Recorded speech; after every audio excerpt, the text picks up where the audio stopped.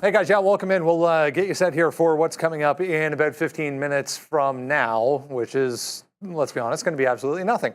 We'll hear from Fed Chair Powell then at 2:30. The key here is going to be the comments and the questions that come for Powell during the press conference coming up at 2:30. No change expected today, but if you go out to September, you go out to November and then December, pricing in as much as 50 basis points coming off before the end of the year still is the CBOE Fed funds tool. Yeah, a little bit of volatility coming in here for the overall market in the last 15 minutes or so. We're bouncing back up nicely, though, through to 550, maybe a little bit of profit taking ahead of the Fed as well. So what we can do is maybe I'll show you this first, and then we'll bring the guys in, get take on what is to come here in a few minutes. Yeah, I was looking at November there, but if we go back to July, which is going to be today, still 98%. Tomorrow's August 1st. It's crazy. That's September still. Maybe a quarter point. We'll see what happens between now and then. But once you get into November, that's when you start seeing, 50 basis points coming off before the end of the year, potentially 50 basis points coming off before the end of the year for the overall market. So a lot to consider here from Fed Chair Powell coming up. This is the dollar. We haven't looked at this for quite some time, but this is the DXY back to 104, trying to hold onto that support for the dollar index ahead of Powell as well. So that being said, it's been a very positive day. It's been a very positive day specifically for tech, specifically for semiconductors, guys. What's happening now? So right before we came on, there was a piece of news, obviously. Look at this. It was the U.S. is weighing curbs on restrictions on China's access to AI memory chips. So if you saw a couple of dollar push down in things like, Micron moved down, AMD was already going down, Intel had like 8 to 12 red candles in a row on a 3-minute. That is the reason for it. And now they're trying to get back into the upside. I actually, when that news dropped, I was on the bid of Micron and got filled. It is what it is, but I obviously think that we're going to have an opportunity here where expanded volatility just came into all of the chip names going into the Fed decision, which is going to be no change, right? They're not going to change the rate. Ultimately, I like those big levels where you can do the whipsaw action until 2:30 when Powell comes on the mic. And when he starts doing the Q&A, sometimes we'll get that direction. But until then, usually like the scalp trade. This gives us opportunities to scalp wider ranges potentially on some of the chip names, maybe VWAP retracements. For me, off the 109 here on Micron, and we'll see what it does with the 108. If Intel even sniffs VWAP, I think I'd take a shot at that one. The thing that moved the least to the downside, at least from what I checked, was NVIDIA, and it wasn't that bad in Broadcom. Broadcom was pretty strong, pretty unaffected by it if you're watching those two. Broadcom barely even went down, up 10%. All right, club is open. I mean, I don't know if it's going to be like this for a minute, but we were also on the bid of NVIDIA when that happened. We were taking profit. Then whoops, we got out. That's called risk management right there. You get out on that low break, but then guess what? We just get right back in. So from losing, I guess, 30 cents maybe there, we took some profit, but not much, to now being that dollar back in on this trade. So yeah, a little bit of a dip down there. I don't know. Sharif mentioned a story about China or something. I don't really see that, but obviously the market did make a little bit of a move down. Yeah, AI related with the chips there. So we'll find out about that. But right now, NVIDIA, dollar in the money off the bottom. Same story, man. It's been a good one. Let's just wait to see what happens. We're not expecting much from the decision, but the market is kind of telling us what it wants, right? It wants to go long. So I'm going to stay into this NVIDIA win right now and wait to see what happens. 10 more minutes, probably not going to get into anything before the Fed, just in case it is that 2% surprise that's possible.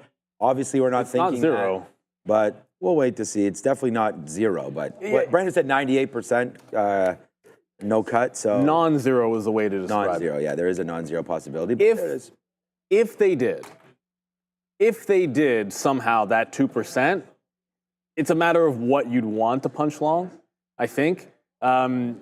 At the end of the day, I'd probably punch long any of the big cap tech names.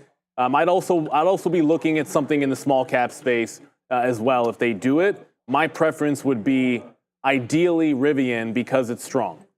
So if there was Rivian through 17, Rivian off VWAP, I like the fact that things like them are supposed to benefit from lower rates, right? So I know big cap tech's probably going to rally. It's not going to happen. It's like a 1 in 50 shot mathematically, but if it happens, you want to be ready for that action. So I went back into Micron. It broke that 109, so I'm going to be out. I'm not taking anything till 2 o'clock when it hits. Again, on the very, very, very remote chance that we actually get an action, I'm looking over at Rivian for an opportunity. It could take out a 17 level, and it's got a lot of room to rally. I don't think it's all about the big cap tech names. If we do pop back into resistance and there's like a rubber band style trade, VWAP on here looks pretty good. I do have my eyes on AVGO as a strong stock. The fact that when the market went down and when the chip names went down, Broadcom managed to not move very much makes me a little bit bullish. So I think VWAP here in Broadcom is going to be set up pretty well. Having a pair. Getting ready to get juiced up for this one. Let's go back and see. I want to hear Sharif talk again. This guy just spits so much hot fire. Let me go hear nothing. 10 minutes to go. We got 9 minutes. I mean, all right. You want to talk about something? All right. Just real quick, like Neil said there, I think important for me. I'll probably go into the TQQs if we do wind up hitting any levels. Obviously, stock-specific news not going to come out from the Fed, right? So we could probably just hit the index. And what I'm looking for is a very, very clean break of the high of the day. So 68.50. I mean, I don't see any reason why we don't get into that 68.50 area right there. And I think that's the break. Floodgates open back up. I tweeted it out earlier. The last time the NASDAQ was up over 3% in a day was March 20-something, 2023. So we go about a year and a bit since we've been 3% or more. Let's see if we can get that, man. I mean, dip down in. Let's see if it holds 66.50. But for right now, I mean, I'm looking long over there. If you want to go long the strong names, we're already $1 in right now on NVIDIA. So I would say, I mean, honestly, if you really want to get some juice behind everything, SOX L, if something starts to go, we've already bottomed out, but that's going to be a very, very similar trade to the TQQs. Again, I don't know, honestly, like, Brennan will come, he'll tell us the differences if there's any sort of change in language or anything like that. The market will tell us what it wants to do. It's not, sitting here and trying to pick out certain levels for everybody. It's what to look at. And I think the safest thing is just going to be the market. So I'll probably just sit here, watch. If we get some retracements back and forth, we'll see if we can play off some key levels. But 68.50 is where my mind is looking here. High break of the day on the triple Qs, and if something goes wrong, you can go the other way. But I don't think we're getting down here. But we may 66.50. So yeah, lots of plays abound, and we'll just see what we can hit. All right, this chart of Riot telegraphing what crypto has done today. Absolutely nothing. Just chopping around in a 10-cent range. Yeah, it's up 2.5%. Gapped up this morning and has held that nicely. But you and I were just talking about the simple fact that if you look at this note, this is that China AI, whatever, U.S. weighing further restrictions. But it's from Bloomberg citing sources. So I think the market telling us what it thinks of Bloomberg citing sources at this point. So right back up. Going into Powell, I mean, a lot to consider here, not only for tech ahead of what's to come tonight, as well with more earnings, remember, after the close, but a lot to consider with Powell. And to be honest with you, Brando, he's going to get multiple data points between now and the next decision. So we get NFPs, obviously, on Friday. That could fundamentally change things. That comes in stronger. All of a sudden, he's got to reassess his outlook. But I want to build on your point there about the AI memory. SK Hynix, that's a Korean company, so Samsung. Both of those make AI chips, and we saw today the Americans walk back a little bit some of their export bans on some of these foreign countries, ASML specifically. So I want to see if that could possibly happen for some of the foreign owners of these AI memory chips. Yeah, not all rosy today. I just saw Lemonade pop up in front of me once again. This is a daily chart. Huge move down, better part of 20% at the lows today. On a guidance miss, they also missed on revenue, and there was a couple other things I was reading. AI tech demand as well, they were saying, was downside for Lemonade. So ugly through 19 to 1850 here. When it comes to what to expect here at 2:30, I think the question is going to be more around September, not September. A lot of people floating that idea this morning. Will we hear Powell indicate definitely 0.25%, definitely not doing anything? If we hear this, we'll look to more data line again. We need to see more data line again. I think people are just going to walk out of the room. I'm sick of hearing it. Yeah. Data dependent this, data dependent that. So widely expected to be a cut in September. And then there's another cut projected as well for December. And then depends on really who you listen to. Some market analysts saying we'll get a quarter point cut every quarter next year. I happen to think that's a little ambitious, Brendo, given how strong the economy still is. Yeah, just hearing some more comments on the dot plot, the last dot plot as well. Remember, that had it priced into mostly December. So, I mean, a lot has changed since then, guys. But 3 minutes ago here, we'll call it. Last thoughts, what are we looking at going into this? Nothing different. I still think you look at the chips, you look at the overall market. The only thing that's straying away from that pattern for me might be Microsoft looks relatively strong, and as I already said, Rivian. But unless there's some kind of a really big shock, or Powell comes out just, giving us everything you need. That's probably. I don't know what he could say, but if we start going ham and you start getting really bullish on multiple cuts this year, I like something with a little bit of like small cap or exposure there. That's why like the Rivian 17 is already an established level for me. Look, Microsoft was strong going into this. A couple people talked about this. 5 or 6 green candles in a row off VWAP on the 3-minute. But I think that's not in a bad bucket. It also has a double bottom down here after earnings with an established range. So if we do get the dip before the rip, that's not a bad one. But do you really like that? As I said, do I really like that over like an AVGO, which is stronger, or an NVIDIA, which is stronger? I get why people are looking at Microsoft, but VWAP 114.1, not even VWAP like 156.50 here. Like that just looks like it's a strong stocks, good levels. Maybe if VWAP is where it bounces, just rubber band action. And when I say rubber band action, if the first move is down, we catch a bid on a strong stock. That's the look. You might be able to get some breakout trades. I'm not really seeing anything I'm in love with, though, for a top break.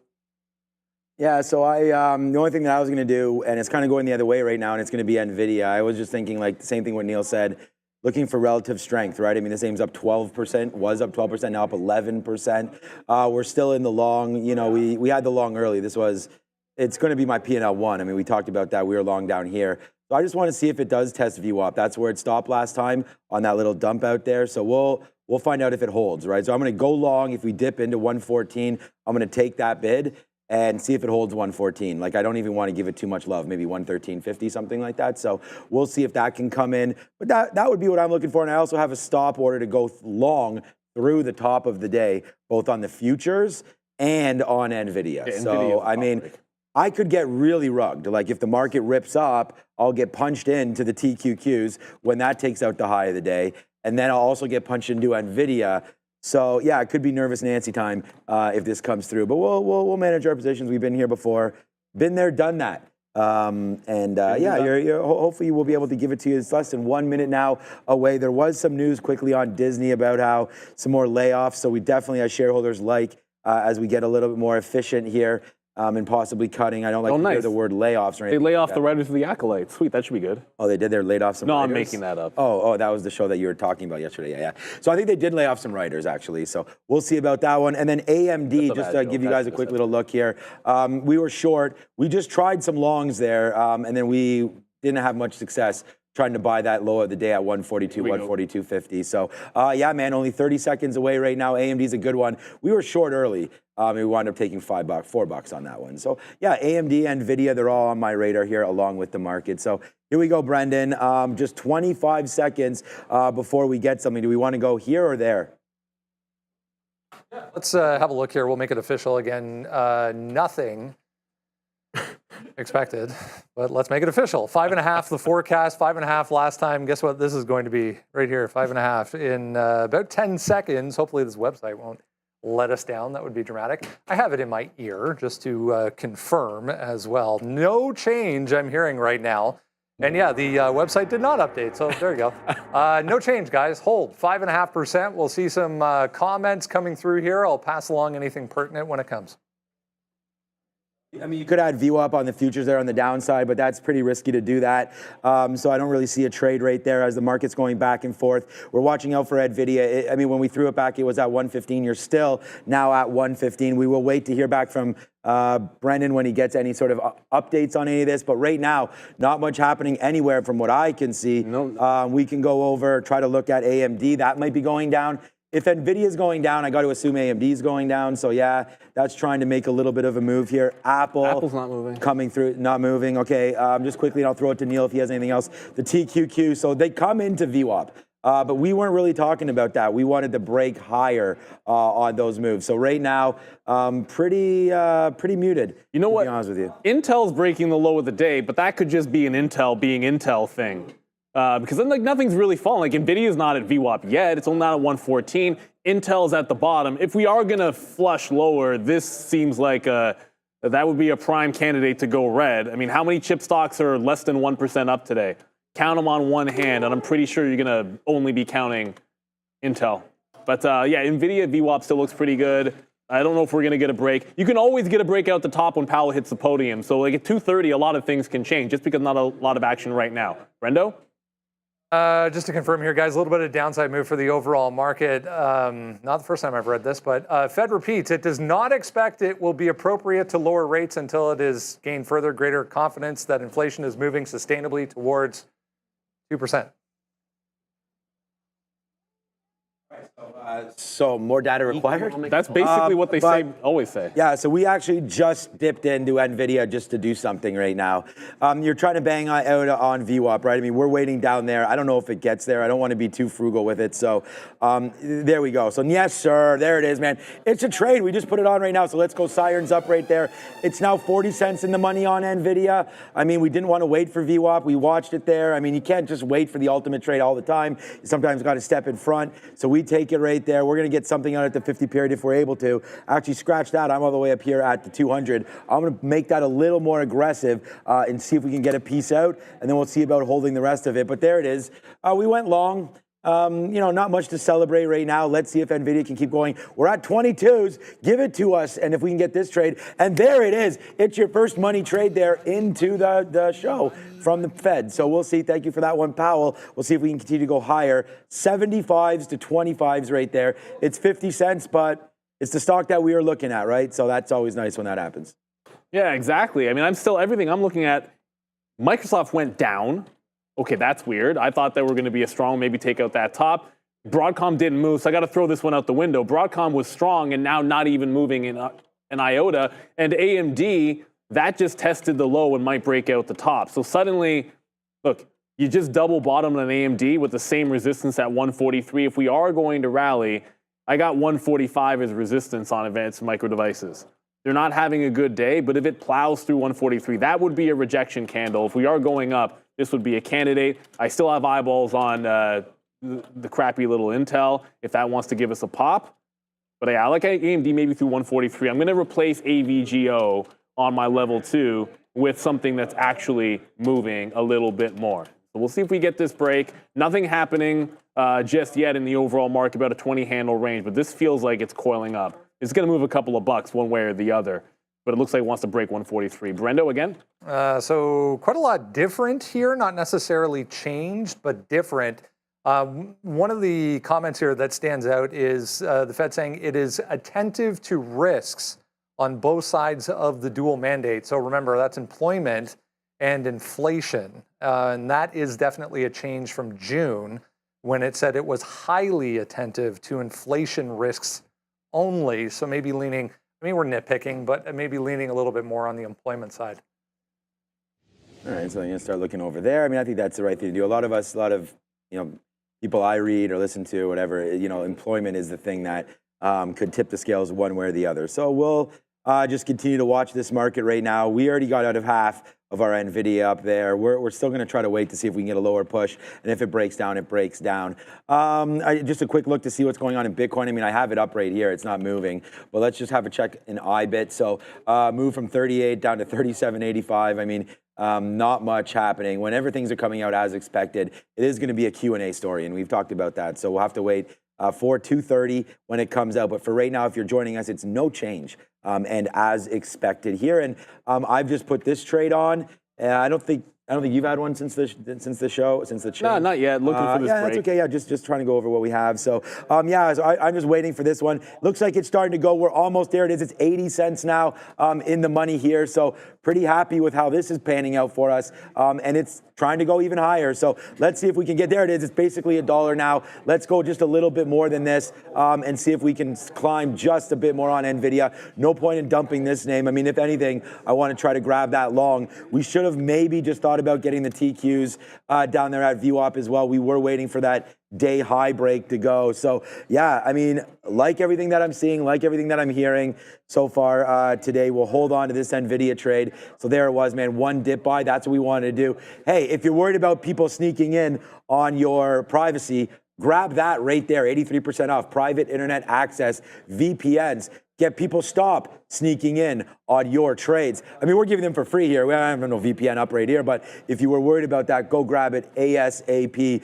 There it goes, man. It is your dollar winner right there. So we'll go 1 for 1 post FOMC. Put $1 on the board right there. And yeah, Brittany, we did it again, and we're gonna do it again and again and again because there is more to come very, very soon. So let's get going here on the market. Hey, Neil, man, you know, no difference around here. That comes out, levels are hit, we take the trade, and it's a banger. Absolutely. Get up NVIDIA, and hopefully you drag that crappy AMD with you. It's the worst looking chart for a stock that's up 3%, but believe me, it is up 3%. It just broke 143, so there's a wick down, failed underneath it. Now we're broken up. All I'm looking for is a run to the high of the day. And if you get 144, previous resistance, 144, 145, those are going to be levels I like. Still looking for the breakout as well on Microsoft. No break. Microsoft just holding a consolidation. If it can take out that top, I am going to like it. I got wicked out of Intel. I still think Intel's a short. Maybe at VWAP we're going to get it, or just underneath 3050. But Intel's much, it's a huge dog. When that news came out, it basically held this low pretty decently. So I do want to be short Intel. I'm going to jump right back into that sucker. You'll see me do that often as well. So I like that strategy where sometimes you'll get that stop I shouldn't have got out in the first place. Yeah, exactly. And that's the thing, right? It's like you get out and it's like it hits your level and then you're realizing they want to get back in. And even when the stock goes up and you realize, oh my God, I should have got out. Maybe like we should have right there on NVIDIA, but we'll still wait for it.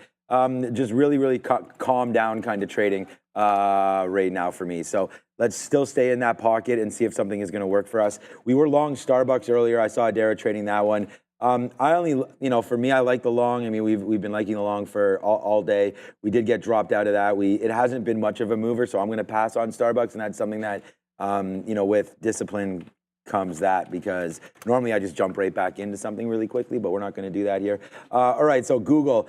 Google was good until that drop happened, so we were really defending this level, and I think we should have got back into it right there on Google. So a nice move back up. Let's wait to see if we get a 170.50 to come in. I mean, we were long there. Then that news happened where Sharif was mentioning about the AI chip story, and then the whole market kind of flushed on that. Then Fed came, and now you get that move up. So Google kind of goes against what I'm saying. I don't want to be long names that are relatively weak, and vice versa. So Google's on my radar, but not with utter conviction to go long right there. ARM, I mean, we had ARM earlier. That would be one that, again, I'd look for the long again, and it's right there at VWAP. So I got to correct something. This could be look at that ARM trade. This morning I said ARM was reporting tomorrow. ARM reports tonight, everybody. Oh, wow. That was just me misspeaking. ARM reports after the bell tonight, along with a whole host of names. Meta, ARM, Qualcomm, Carvana. There's a bunch of names reporting after market tonight. ARM is one of them, and it's a big one. Just in terms, they're in absolutely everything. Thank you for the super chat there. M1 in here, we appreciate you. Watch ADP. Yeah, it matters. Certainly it's going to matter. Jobs are going to matter a lot. Appreciate the super chat. We love all the support that we get from the community. All we ask is hit that like, hit that subscribe. The other thing you can do if you like earnings is scan that QR code you see right there on Stonks. Because Meta reports after market tonight, and for absolutely free, you're able to make your prediction where the price is going to be at 4:30. So you click that QR code, you make a prediction, which, hey man, I can do this live. If you refer, you actually get more picks. So I think I'm going to go, I have one at 86. I'm going to go, I want higher. I'm going to go 492, 69. Why not? And then will you make your prediction?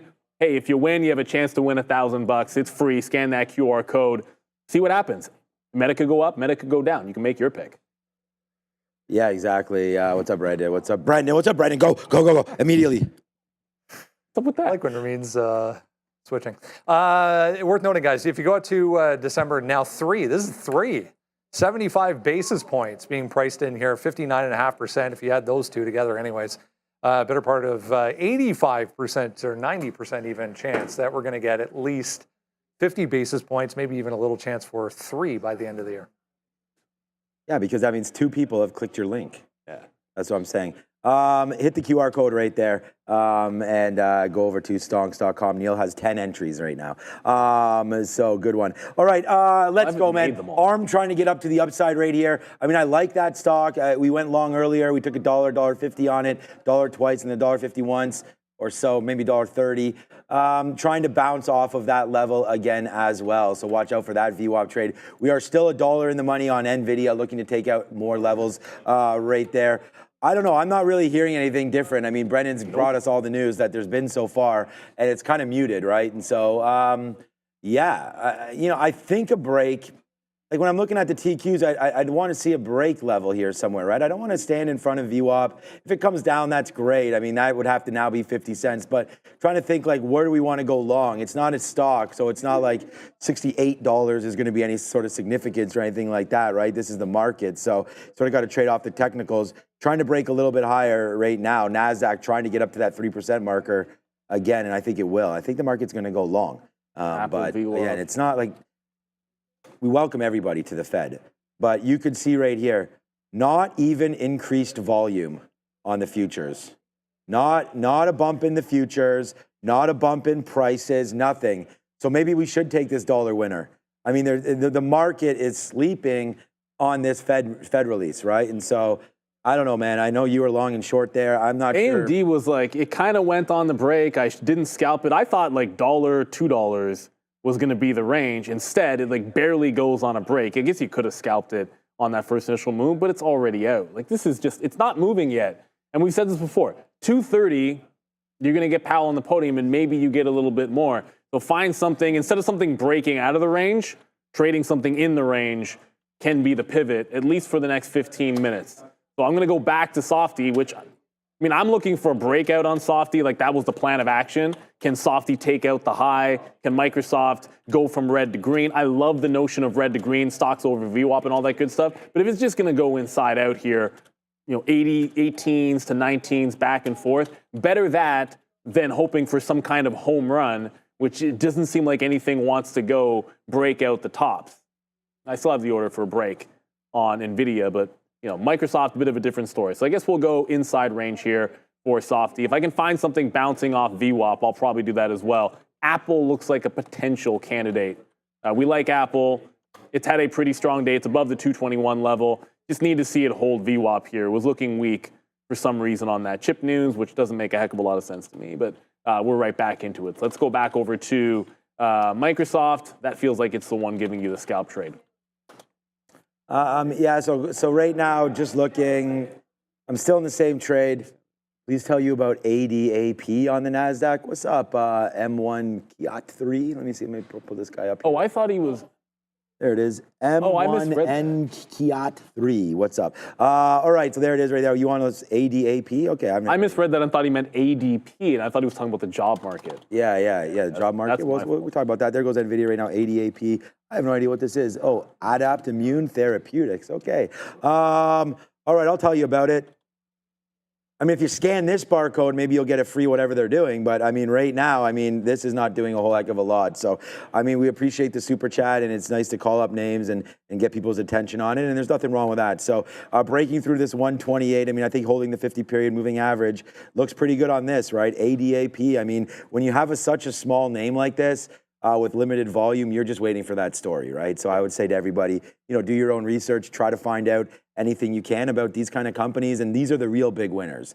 This name specifically, I don't know, but it's this kind of a play that, you know, if they hit on something, we've seen Viking Therapeutics, you had that LUMN. Lumen is a stock that's Lumen's doing another crazy stock, but that's not going to be in the same thing. But as it goes, it's just this kind of stuff. They give you the winners. NVIDIA's only up 110% on the year, so it's not that much. But this is a name that I'm in right now, and I want to thank you again for that super chat and bringing our attention to that name. But here goes NVIDIA trying to hold it. I'm not doing anything else in that name right now. The other one that I wanted longer earlier today, and we did hit it, which was really good, man. We had 184.50. We wound up getting out at 186.50 for about $2 there, and then it ripped all the way to the top side. A lot of names hovering around VWAP right now. So I kind of came in on there on the midday show and was like, you know, just hold the fort. Don't really do anything until you can see this number come out, and the market might be reacting this way. And that's pretty much right. I mean, the whole afternoon there, the market didn't do anything until we really got that accelerated move there. And even then, the futures kind of shrugged that off. We didn't even hit volumes that we were doing at 10 o'clock. When those stories of the Chinese bans there came through. So, and then let alone, we just had a Fed announcement, and we're doing the same volume right now in the futures that we did at 12 o'clock in the afternoon. So it's like, it's a real snooze fest here in the NASDAQ. So it's very, very unusual. And this is why you never, ever want to count your chickens before they hatch. You never know what's going to come through. Traders wait. I like counting chickens. Traders wait for specific moments to happen, and then they don't happen. And then it's like, okay, now what do I do, right? So you never know. Something could hit at 3, something could hit at 2:30, which is when Powell takes the podium. So for us, I think that's really what we're waiting for at this point now. So we'll wait for that to come out. I think Powell normally will be pretty positive about it. He'll probably be data dependent, as they keep saying. So I don't know. I'm not really expecting much from him. Well, yeah. If you get something, you get something. There was a great suggestion in the chat. When you put a dollar sign in front, sometimes if it's a symbol we know, we're always going to get it. But if you put a dollar sign in front of a symbol that maybe people aren't as familiar with, then I'll know that it's a stock, right? Because that was obviously on me. And when I mentioned that Lumen was a good one, when I said Lumen was moving, I don't mean to endorse any stock. It's just that this daily chart looks like that. It hasn't even had a red day. Keep in mind a couple of things for this. I'm on watch for this if it gets to that high from yesterday. It's trying to break out the $3 level. A couple of rejections here, but you know what they say about a rejection? If all it does is pull back into prior resistance and then retake the high, it's still in an upward trend. So 2 rejections over 3, neither one of them have pulled back into VWAP, and the volume is still okay with Lumen until something nuts happens. Apple's trying to go. Tesla, I want to give a look at Tesla. Still no fill on Microsoft. There we go, Tesla. Tesla's trying to get through VWAP. That's starting to look a little bit more interesting. And I liked earlier, remember the 232 level, we were long looking for a 232, and then it just kept failing that price. Ended up sort of trailing out. That's not a short. That was me getting out of the long. But yeah, Tesla looks pretty good as well if we can break up and Powell actually does rally the market. But Microsoft, probably where I'm going to get in next if we get this inside range. It's just going back and forth the dollar, so it just hit the top. I'm just going to look for it to retrace back into the bottom, pick up some 418s. I'll have Lumen on watch. If it starts going parabolic, that thing breaks 350. I mean, it's been up like 14 days in a row. So until it actually fails VWAP in the afternoon, I think you look for longs in stocks like that. Yeah, I was going to say, I know you're shorting Intel here, but I was just thinking like looking for something. I mean, that's coming up to VWAP, so I know you just talked about it, but just watch out for that right now. But hopefully bust VWAP. It's not really doing anything. So, another name here was Tesla. Looking at that. Again, another name that's looking like it wants to break out, and I think it may just do that. We're looking for stocks to break out, right? And I think if we can take this level 232, right now for Tesla, we're not even that far away. I think that's a good little break. So 232, I'm going to take this. 230, 230 breakout on Tesla, then use the VWAP as our out, which is about $1. So if it comes back in, then we can get out. But I like that too. I like this break right here. 230, 230. We could even start it right now, but I'd rather be right. Like I'd rather give up $1 and be more confident on it than get in right now. We do have, again, coming in 10 minutes on the podium where he'll take questions is going to be Fed Chair Powell. So we do expect this market to get going again, and it is doing that, exactly that. We're $1.10 in the money right now on the long. I said no shorts today. We did have AMD short when it broke that big level, but other than that, not much. The TQQs, I still think I like the long break there. I did cancel it right now. We could have bought off VWAP. We talked about that dip right there. We weren't super confident in it. We had the NVIDIA long already, but that did come in. So now we got to look at this break, 68.50. So I think we're going to do that, 68.40 if it does get up there. And then I'm going to put the order in right now. I'm going to take Tesla, 231.30, up 4%. You know, why not? They don't, you know, they're not worried about rates. They're just worried about what the market's doing. If there's good feels about this market, then I think Tesla goes. So we'll watch out for that. 232, and there it is. So giving me right there, 232.25. All right, so that's going to be the level for me right here that we'll look at for Tesla if we can break through that. And I feel like that's the next trade for me. But other than that, man, I mean, we could probably just relax. We're $1.10 in the money now on NVIDIA. If you rolled with this trade, then you can't be any more pleased, really. I mean, this has just gone up $1. So that was a good hold, and let's just see what winds up happening. Yeah, exactly. And just one correction. Lumen's high of the day is $3.10. Boom. Not $3.50. Yesterday's high was $3.50. Today's high is $3.10. It's still holding the top here. It's looking for a break. It's kind of an easier, if the market doesn't move, the stock could break the high. It has room to 350 if it goes. A 310 break that you hold to $3 gives you, with slippage, maybe 15 cents worth of risk. And then you're looking for a push into yesterday's high. There you go. So Lumen is on radar for watch. Microsoft still looking for this to either give us the bottom end of this tight range or break out the top end of this tight range. I mean, either one's going to be fine. We did get the no decision. There was a question just now, like, did we get news on the rate? No change. No change, which means we're waiting for Powell to do the Q&A. That's where you might get some real market direction here. We're gliding higher. Oftentimes, he's broken out the top. In 8 minutes, you're going to get him at the podium. You don't really get into the real questions and answers until, for like a minute or two after. So it won't be like, hey, exactly at 2:30, the market's going to go crazy. But sometime after that, when Powell is on the podium, we have seen some big moves. Jaspreet in the chat, you can let us know once. We can look at names if you want to. SGMO, this one moving a little bit here, but it's a penny stock, which isn't breaking $1 and only done 16 million in volume. Don't mind looking at these, but this failed $1 recently and needs to get back above it. So it's in the business. It's like pull back into resistance, prior resistance for support at 65. That's good. And now it needs to break back out $1. But look what happens when the last 2 times it broke $1. Legitimate rejections, 115, 120, and then just hammered back under it. The buyers need to stay above $1 on stocks like this, and then you can really rally. And you can tell it when you see it. Like what'll happen is it gets really thick from like 1 to 105, and then all of a sudden it puts in a higher low, and these things will start to scream. But 16 million in volume isn't overwhelming for a penny stock this late in the day. 16 million on a 84-cent stock. It's not a lot. Yeah, no, I appreciate everything. Good look there. Like Faraday would do like 200 million. Oh, yeah. I mean, NVIDIA is doing 300 million. Okay, but that's not a penny stock. So, all right, 116 right here. I'm debating getting out of NVIDIA, to be honest with you. I mean, we're $1.20 in the money. It keeps on bouncing up and down here through 116. I mean, I'd like to be in it if we can. But at the end of the day, I'm not 100% sure if we want to get out now, but we can always punch back in. So you know what? Let's just do that. I mean, we could put money in our pocket right now.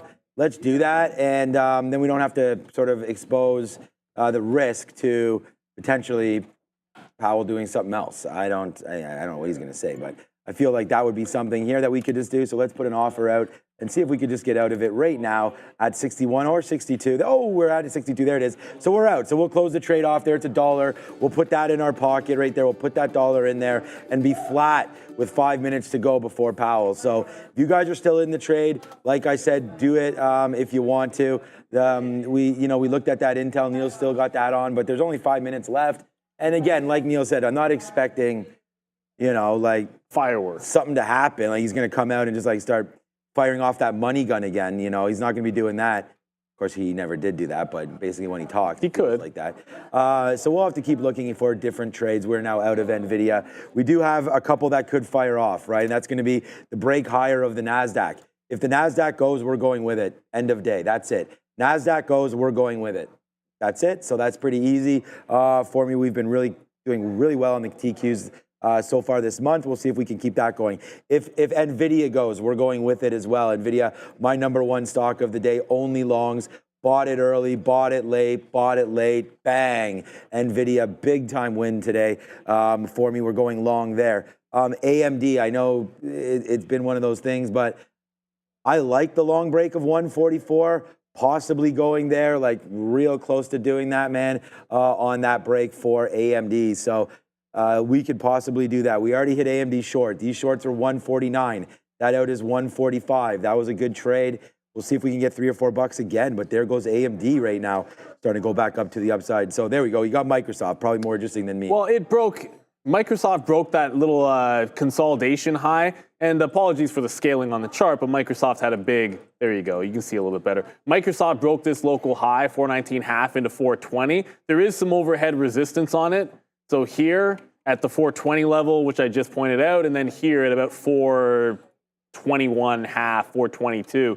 Right away at 9:30, like this tried to go like gangbusters and couldn't go. But I'll like it back into this consolidation level. If we just start playing off of that for the next couple of minutes, because Powell is on in like 3 minutes or so. But it made the break, so we took the trade. We got the first 50-cent move. I'd love to see it hold a 420 for places to add. Obviously, Powell can reverse things. If it pulls back in, 418 still a support level. This is just call it the announcement level is 418. The consolidation level, 418.75. would be where I want to get out of this and look for a 418 bounce play. NVIDIA is trying to run the high of the day as we speak. That has a chance at a breakout. Oh my God. Tesla, which you mentioned. Tesla is just holding fort right in here at VWAP. Like very, very tight range. This looks like it could be a coil up and break. Let me get rid of this trend line. It's just going to be confusing. Yeah, I could easily coil up and break. I don't know if I like that much more than Apple, though. Apple's got if we break out the top, Apple's got a very similar look to that break that happened on Microsoft, where you just get a very, very quick push right into the day's higher previous resistance, maybe a VWAP dip as well to add on. Ah, man. Flush ourselves down the toilet. I don't know. I mean, hopefully you guys didn't use my logic on this one. I mean, we got out of NVIDIA for $1. Womp womp. Dollar good for many, still good for me as well. But, we had that possibility there. We just wanted to get away from Powell, and we that's okay. But we got back into AMD for some reason, so I do have a starter position right now on this trade for AMD. So let's see if it wants to go. So we don't feel that bad about it right now. Where our AMD trade is our AMD trade right now is 20 cents in the money. Okay, so let me see if we can get this out at 144. Just a little piece there ahead of the 200 period moving averages. There it is again. Don't cry for me, Argentina, because honestly, we just, we got out too early there. Oops, let's just make it back right here.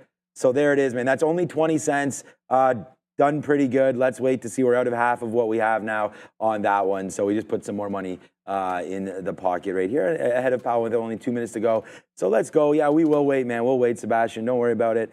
And again, that's the whole thing. NVIDIA is my #1 stock of the day. We've really crushed it. It's been a good trade. We had the profits on it there. We decided to take it. It didn't really need to be taken out for sure. It was more of a time thing. It wasn't really at risk. I mean, normally we'll take it out if it breaks the 50-period moving average. So just worried that it was coming back in, right? So that's okay. We do have a lot of targets to get hit now, right? I mean, we're now long. I mean, look what we're doing on AMD. We're just 40 cents in the money. Other names here, 40 cents sometimes hard to come by. Right here with Fed Day, we'll see, man. We'll see if he gets going, but there it goes. It's a winner right there. It's a banger. It's a siren alert for AMD. We just entered the building on this one, straight up 40 cents. The market's trying to go. Microsoft has a good chance too on earnings day, right? I'd like to hope it did. We just reloaded on the dip. We got the first 50-cent move, and we just dip bought it back into the 418. Intel's still at VWAP. NVIDIA is about to break out the high in 30 cents or so. I still have that order locked and loaded to go. If NVIDIA breaks, not taking Apple. If NVIDIA breaks, not taking Tesla. That's pretty simple.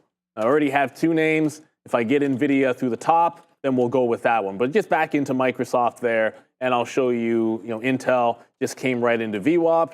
So we have 52 short. And if it breaks VWAP, that's about 10 cents worth of risk. There might be a cent or two of slippage, but that's just par for the course.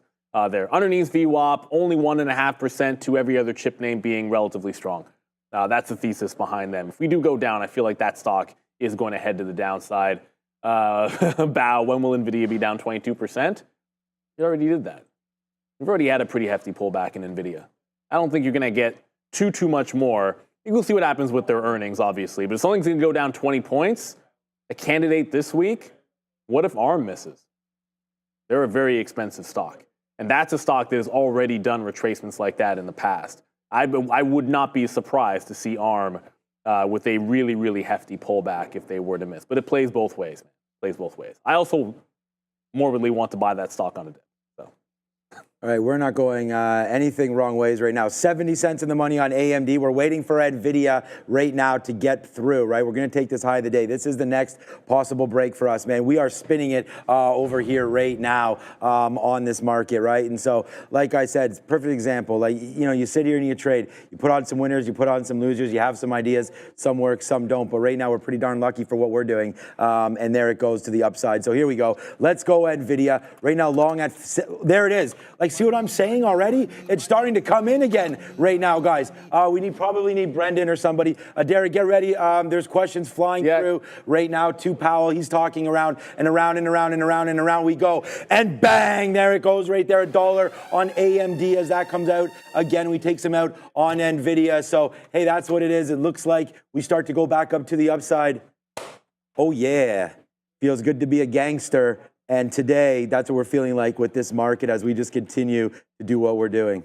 Yeah, I actually think it might be, as long as Powell doesn't do anything crazy, it might be an add through 117 on NVIDIA after that $0.50 break.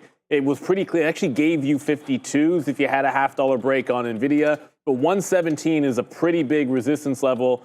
I'll zoom it out in a quick little second once I get the order in. Look. It looks like it's heading into that 117. This is how significant it's been, this resistance. If it breaks it out, there's not a heck of a lot in the way. So wow, my price is 116.66. That's not ominous at all. That is entirely accidental. I'm adding on the way to 117. I just ended up with that average price. Like that wasn't intentional. So we'll see what happens to the upside there. Intel Blue VWAP. I got 1 cent worth of slippage on that one. And if Tesla's going, maybe a little bit. Apple did break as well, but NVIDIA about to take out the 117 level as we speak. There it goes. Yes, sir. Yeah, good trade there, Neil. We did it again, guys. There it goes to the upside. Bang, bang, and bang. Big time trading happening right there. You know, we'll see. I think you're going to have a good one there. We'll see if Microsoft can join the party as well. Just holding. Yeah, there goes NVIDIA. Look. I spoke about this with confidence, did I not? I mean, I said that we were going to go long on the day's high break of NVIDIA, and guess what? Shares put on, shares taken, bang to the upside, and we go right to our highest spot. We've been all day long, so that's a good one for us. We'll see right here what happens with the TQQs. We are now in that trade as we break a little bit higher. Now, we talked about taking out the high of the day on the NASDAQ. We said we're rolling with you, so let's go now and see what happens here, NASDAQ and Mr. Powell. I know he's on the, you know, right here. We'll wait for him to call us afterwards, you know. So we'll wait on that one. And boom goes the dynamite up for the TQQs. Let's see if we can keep on going and get this party kicking, man, again. So here we go. So far, so good here. Like I said, out of more than half of NVIDIA, as right now we're starting to pull back just a little bit. Yeah, samesies. Well, for the love of God, Neil. I got out of half of NVIDIA on that break of 17. Obviously, it's a big resistance level, but long into it. And if we can get a dip buy right back into the previous breakout, let's go. Resistance turning into support is the oldest trick in the book when it comes to the market. I got a question for you, Papa Powell. Why are you letting the market pull back? How about we just bounce right here, make some fresh highs, turn 3% into 4, and then you can just tell us all where Meta's going to close at 4. Actually, no, you can tell me where Meta's going to close at 4:30. I'll make another bet at stonks.com. But here comes right back into the breakout level on NVIDIA. If a bid steps up, I'd like a reload at that bounce price. See if you can't just continue to go higher and higher on this name. Tesla did go. Sorry, not Tesla. I was looking at Apple there. Apple did go. Not bad. I mean, Apple gave you 223 to 223.30 there, but NVIDIA was just a little bit better than that, breaking 50s and going all the way to 117.20. Like it's 70 cents versus 50 cents, and NVIDIA is a cheaper stock. Yeah, doing man. tremendous volume. Yeah, we keep saying this, man. Real traders unite as we sit here and trade the best names and run them through the gauntlet one more time here at Trader TV Live. So, I mean, yeah, let's go. This has been, like we said, man, good days coming through one more time. Let's see what's happening here with the TQQs. Again, we only got out at 20%, basically for flat. I'm dropping this if this does not hold the 68.10 level. So that's that. You know, we'll give back. We'll probably give back about 5% of our day, maybe if it breaks that level. I'm not sure. So I'll tell you after. Let's wait to see what winds up happening right now. We told you we're out of half of NVIDIA. It is trying to pull back a little bit. Let's see if we get something else out here at 80 or so, if it comes back up right now. But here it goes, a little bit of a pop. Come on, NVIDIA. So let's just wait to see where we go from here on this. I didn't even have an out.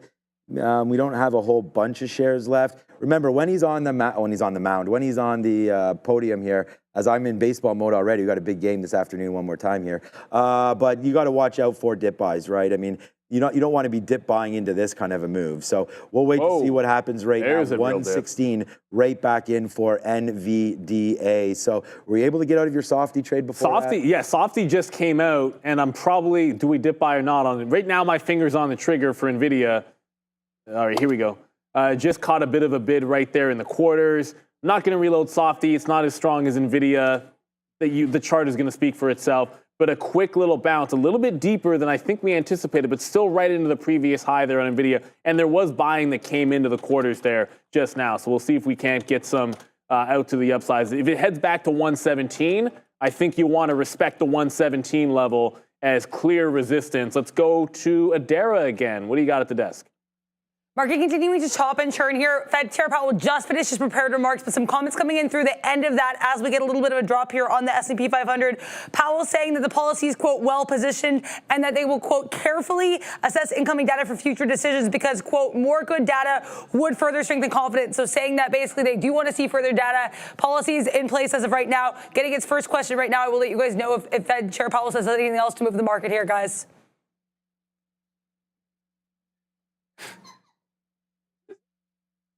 Traders unite, you know. All right, so here we go. Let's see what's happening right now with NVIDIA. It's down into 116. So here we go, man. A little bit of a pullback in now for NVIDIA. So let's see, man. 116.50. Let's see if it goes higher and higher and higher. There it goes. So a nice little reload right there on NVIDIA. Let's see what happens. The TQs, we did lose on that, not a whole heck of a lot. It should have just maybe reloaded that at the 200 period. We'll see if we can get it, but for right now, we're making that back right here on NVIDIA. Let's see if it can keep that party started one more time. The bid at 50.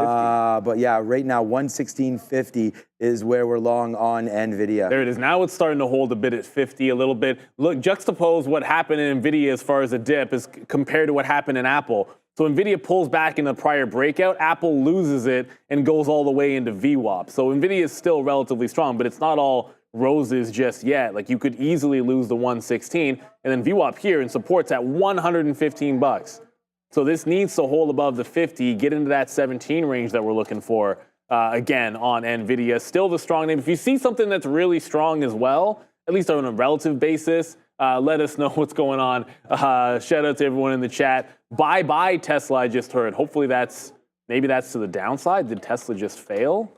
Yeah. Okay, it lost I mean, it's not dying. Tesla just dropped 50 cents in the last minute or so. But yeah, underneath VWAP, not nearly as strong as NVIDIA. It's clear to see. Like one stock is holding its high breakout. Other things are pulling back and maybe losing VWAP.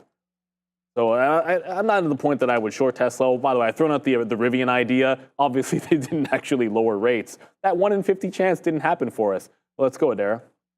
Mr. Powell just said here in response to a question about the possibility of a September rate cut that a September rate cut, quote, could be on the table as long as conditions stay the same, but that it will be, of course, a balance of the evidence depending on different things the Fed is seeing, but saying basically if in a hypothetical scenario where things remain the same as of September, there could be a potential rate cut on the table for September. So Fed Chair Powell being a little bit coy about potential September rate cuts, but not taking them off the table if conditions remain the same, guys.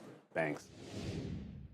All right. right. Thanks, Adara, for that little update right there. We're back into the TQs. I do want to load it up if we come back into the 200 period and give it to that bottom little wick right there, and then get stopped out if it breaks through that. So we'll wait to see if that does happen. But that's something that I'm looking for right now on the triple Qs. So we'll see if that can go. We just took another piece at O's, or what am I, 03, and that was 13s. We always take about a dime, but now going back up to the upside. We'll see if we can get something in the 20s, kind of where we've gotten out, that little top area. And then if we can retrace back up to the top. Here it goes, here it goes, here it goes. Here we go. A little bit more, and here we go on A. Oh, yeah. Your boy is here right now as we get going, man. Let's go. Let's see if we can get this, make this something special now on NVIDIA. I mean, it's going to have to get going. I'm offering some 75s here to the upside. And again, we're just kind of stacking up, right? NVIDIA has been a very, very clean trade for me so far here today. So let's just see if it can be easy with it. I guess we should have offered 75s and just let it float up, but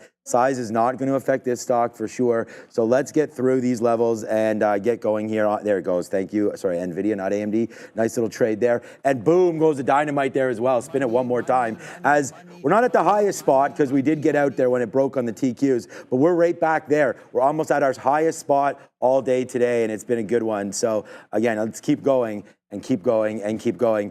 That's about it for now. Let's go higher with the TQs and with NVIDIA. Very, very excited for this. Pershing Square canceling their IPO, and there goes NVIDIA. They canceled one more time back up there to the upside. So we're gonna wait for 117. Man, we're doing pretty good. Yeah, 17 break. Let's go. Eric Lindros just filled up there, and it looks like it's going to take out the 117 level. The double top, 117. I have the high of the day here as what I'll zoom in so you guys can see. 117.25 is the high of the day on NVIDIA. As for it potentially breaking back out, I don't know about that, but Apple's back on the old radar because this still hasn't taken out a resistance right here, 223.40. So you got a double lower high here on Apple, wow. 223.40. If we get through that, I'm going to like it. Apple, obviously a strong stock today. NVIDIA about to take out that high, 117.25. And then from there isn't a heck of a lot in the way of it. Let's get to the upside. Let's have a look. A couple of other things follow it. I feel like those Qs are going to be, all it needs is Apple breaks this level, Softy maybe get back to that high. Tesla's about to break out, 232.25. All of these are starting to converge. You need just one or two of them to join NVIDIA, and the NASDAQ is going to explode. But just one of them, maybe, well, I'd say two of them. A couple of these other names start to go. Yeah, the NASDAQ's already exploding right now. We've got it. We've got the bottom here. We talked about losing our way on the TQs. We got it right back. We just take out from that high right there. We're now hopefully going to be up on the NASDAQ. If it continues, I mean, we actually are out now of 60% of this reload. Out of 60% of this reload. Is there a better chart or better trading than this on NVIDIA today? I mean, long, early, and out. Long again and out. Long again and out. That one we got out there before the number came out. Long, boom, reload, boom. Honestly, like I'm saying here, this is what we talk about. It's going to look like, you know, wow, this guy. But the thing is like, we talk about it, especially when we have somebody like Obi on. We talk about going with the trend. You know, I didn't short anything pretty much today. I mean, it was easy. The NASDAQ was up all day. It was huge, huge, huge. We shorted AMD on a break of a level when we could clearly see that AMD was weak. You know, so that's part of it. Go for the strength, man. Even before the Fed even came through, I said we're buying NVIDIA, then we're buying this break. So right there, everyone at Real Trading, you're graduated. Congratulations. Like, it's not hard. You know, you got to follow what you're doing. You got to put on the trades, and you just got to believe in them. You know, there's reasons why right now the numbers are being put up the way they are. So that's just what it is right now. It's confidence, it's having the right plays, and it's going for it. You know, it's just that's part of trading. You know, it's sticking with names that you're familiar with, names that you like. Yeah, it's all of that, man. It's everything they're putting on the board. It's all of that. We talked about the Qs breaking the highs, you know, trying to get into that, buying that dip into the 200 period and to the 50 period moving average. This is how you make money. You know, you stick with your guns, you go for it, And hopefully we can just continue the love not only on this show, but in this market here for the NASDAQ today as we continue to make year-and-a-half move right now, because the last time we had finished over 3% was March of 23. So you're starting to get going right now. And let's see if it holds it. And right now, man, we are really cruising. You know, we're adding to our net, adding to it. And just keep on going here. Let's keep this party going. And thank you so much to Dan and to every single person in the chat there. Make sure you join us, and we've got it, man. I mean, there it goes. Big time winners. Hey, look, NVIDIA's just, again, another member. We started the show with a Dollar Club winner from down here. Then we put another Dollar Club. That's another free pass. Then we got another free pass coming right there for the Dollar Club. So another big time movement happening here in the NASDAQ. Great day to be long, obviously. And I joked around with Neil earlier and all you guys on the show as well. Tesla's hitting my level, oh gosh. And that was that this is the time now to, oh yeah, this is now that I canceled this because I was long everything else. This is now the time to check your long-term, long only portfolio. Check your portfolio on updates, right? Now, but good for the mental health. Good so far. That's the thing. Like, no, you can. As long as you're not going to dwell on things when your long-term portfolio has a down day in the NASDAQ for a bit. I mean, the trend is always going to be up in the long term, and when that stops, you're going to have other things I always say, you're always going to have other things to worry about. If we start having, you know, monster like COVID or those types of moves down. So I saw it in the chat, I think it was Chill Vibe saying, or maybe Rivian Millionaire, one of the two, NVIDIA 120. I mean, this is 117. Where's the next resistance? I mean, I see 120 up here. I don't see much of anything standing in its way. And if it goes through 120, the low 122, 123 range, I doubt you get all that. There hasn't been anything crazy coming from Powell just yet. So NVIDIA's been along pretty much the entire day. This is just the next leg into the upside potentially.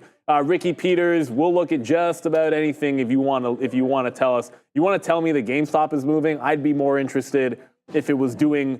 Like if it was making this break. I love a triple top or a quadruple top. The thing about a triple top, or in this case a quadruple top, is no breakout, no fun. So you got the same high, sweet if it goes. If it doesn't go, maybe not. I'll cop to this one. When I was saying, hey, I might take a look at Rivian breaking out the top, if like a small cap can go, you could have just had IWM. So shout out to everyone that's like, yeah, IWM's going crazy, pumping it to the upside. It's at some highs. I don't want to take this top break. I'm still looking for Apple to take out its local high. That's where my focus is next, outside of seeing how far NVIDIA wants to go. If it gets to that 120, fantastic. But there's a heck of a lot of other things rallying in the market right now. So good luck to everybody out there. You know, your trades are your trades, your entries, exits. I think if you could have found this, that looked pretty good. But hindsight's always going to be 20/20, right? Like what I picked, I was looking very specifically at a name because I was short this stock at 17. Like I saw the wall that was there, and if it had broken that wall, I thought it could really, really rally there on Rivian. So that's the only reason I was picking this one. It is a Fed and Faluna day for us here in the afternoon, which means we have Ryan Faluna locked and loaded, one of our favorite guests. Ryan, first off, what is up? Crazy moves in the market, 3%. 3% on the NASDAQ, NVIDIA up 1,000,000%, chips up 1,000,000%. How's your day going, Ryan? Better now. Fed and Faluna, that's one I've never heard before, so love that. And at some point, you're going to have to explain to me the Eric Lindros reference that you just made, because that was literally my favorite hockey player growing up. But we'll get to that another time here. Semis, what can I say? I mean, we got Powell here doing his whole thing. We've got, like you were saying, NVIDIA up 1,000,000%. NVIDIA actually looks like it's trying to set some new highs, done a really good job sitting above VWAP. I'm looking at the SOXL here because this thing has been great, bouncing off the VWAP here today. And of course, I'm looking at the IWM. I heard you guys just talking about the IWM. I'm over here sitting fist pumping. Let's go. Let's take out that 226.64, I think was that previous high. Now we're above that here. That is awesome. Remember, I use this as a proxy because I like to trade other small caps. Give me a close above that breakout level. Next spot, we're going higher here on the IWM. Great. Look, we were just talking about it, and it looks fantastic. So congratulations there. The Lindros reference was Like we're both in the Nvidia trade going into 117 even. It just hit 116.88. That's all. Like it just every now and then we're Canadian, so we'll just number. Okay. It's just the number. I could say Nvidia's at 116.88, or I could say it just hit Lindros, and maybe some people will get it. We're in Canada. I'm not the biggest hockey guy in the world. Quite frankly, I'm maybe the worst skater you could ever find. I can skate fast. I just can't stop. It's always been a problem. Just like Nvidia can't stop either, though. Like this is about to tag 118. We've just been talking about the 120 level as well. So pretty much rising tides are lifting all ships, but most of that tide is in the chip names. Tell us, I mean, you obviously got the IWM going on here. Any other plays you're looking at currently as we're continuing to press through highs, maybe some targets on the overall market? What's your thoughts here, Ryan? Yeah, I do. So first of all, today was a great day because boy, oh boy, we got the exact entry that I was looking for on Chipotle. The last time I was with you guys, I think we talked about Chipotle and we got it here today. So first of all, I just want to show this on the daily chart, then we'll zoom in and take a look at it here. We lost that 200-day. We got that earnings out of the way here, that binary event now out of the way, and look at what we got here today. Beautiful, crispy reclaim of that 200-day. That's exactly what I wanted to get. Instead of the Qs, maybe. Just say again? Meme day. Sorry. Sorry, I had some other sound going on in my ear there. But this was awesome because right out of the open here, we're actually able to grab some Chipotle. And this rarely happens, but I actually bottom ticked that, I think. I'm looking for the next month 55 calls here in Chipotle. We were able to take some of that here, and this just kept moving. The other thing that I'm watching here today, and I'm wondering how many of you folks are watching this, is going to be EA. I actually took this yesterday morning for earnings, and I actually got a trade up right after I took it. So I was actually able to pay myself with part of that position. And unfortunately, earnings was not as exciting as I had hoped. I had college football 25 vibes going like crazy, thought the stock was going to go to the moon. We started to trade up a little bit. Today, we came back in. All of that option premium got absolutely obliterated. However, EA is trading back up here to the highs. I'd love to see this get above this 153 here today. The calls I'm in our next week, 155s. I still have some of those, and they have come almost all the way back. So watching that here. As far as the Fed goes, I actually really want to see closing prints on the IWM and the SPY and the Qs here today. So I'm kind of waiting that out. Hard to not take a look at some of these semis, though, as they continue to move here. SMH, one of them. NVIDIA, as you guys are mentioning, great to see you guys just absolutely destroying the NVIDIA trade here. Yeah. One thing on EA, before I want to throw it to Sean. I was actually talking about this on a lesson of the day. I actually really like when stocks do this, where you have this big move up on earnings, it loses it and maybe traps some people into a reversal underneath like 140, it looks like 148 here, and then just gives a big rally. Because I feel like you could have some people offside that thought this was pulling a reversal, and if it takes out the top, you can get awfully bullish. And I mean, the stock's obviously been doing pretty well on its own. But as a general setup, like in the morning, if a stock traps people at the bottom like that on a V-shaped recovery, even if you join it halfway, so many times you're going to get to the top. Clearly, the market is doing a heck of a lot of the work for EA today, but it has a very good chance to close at these highs.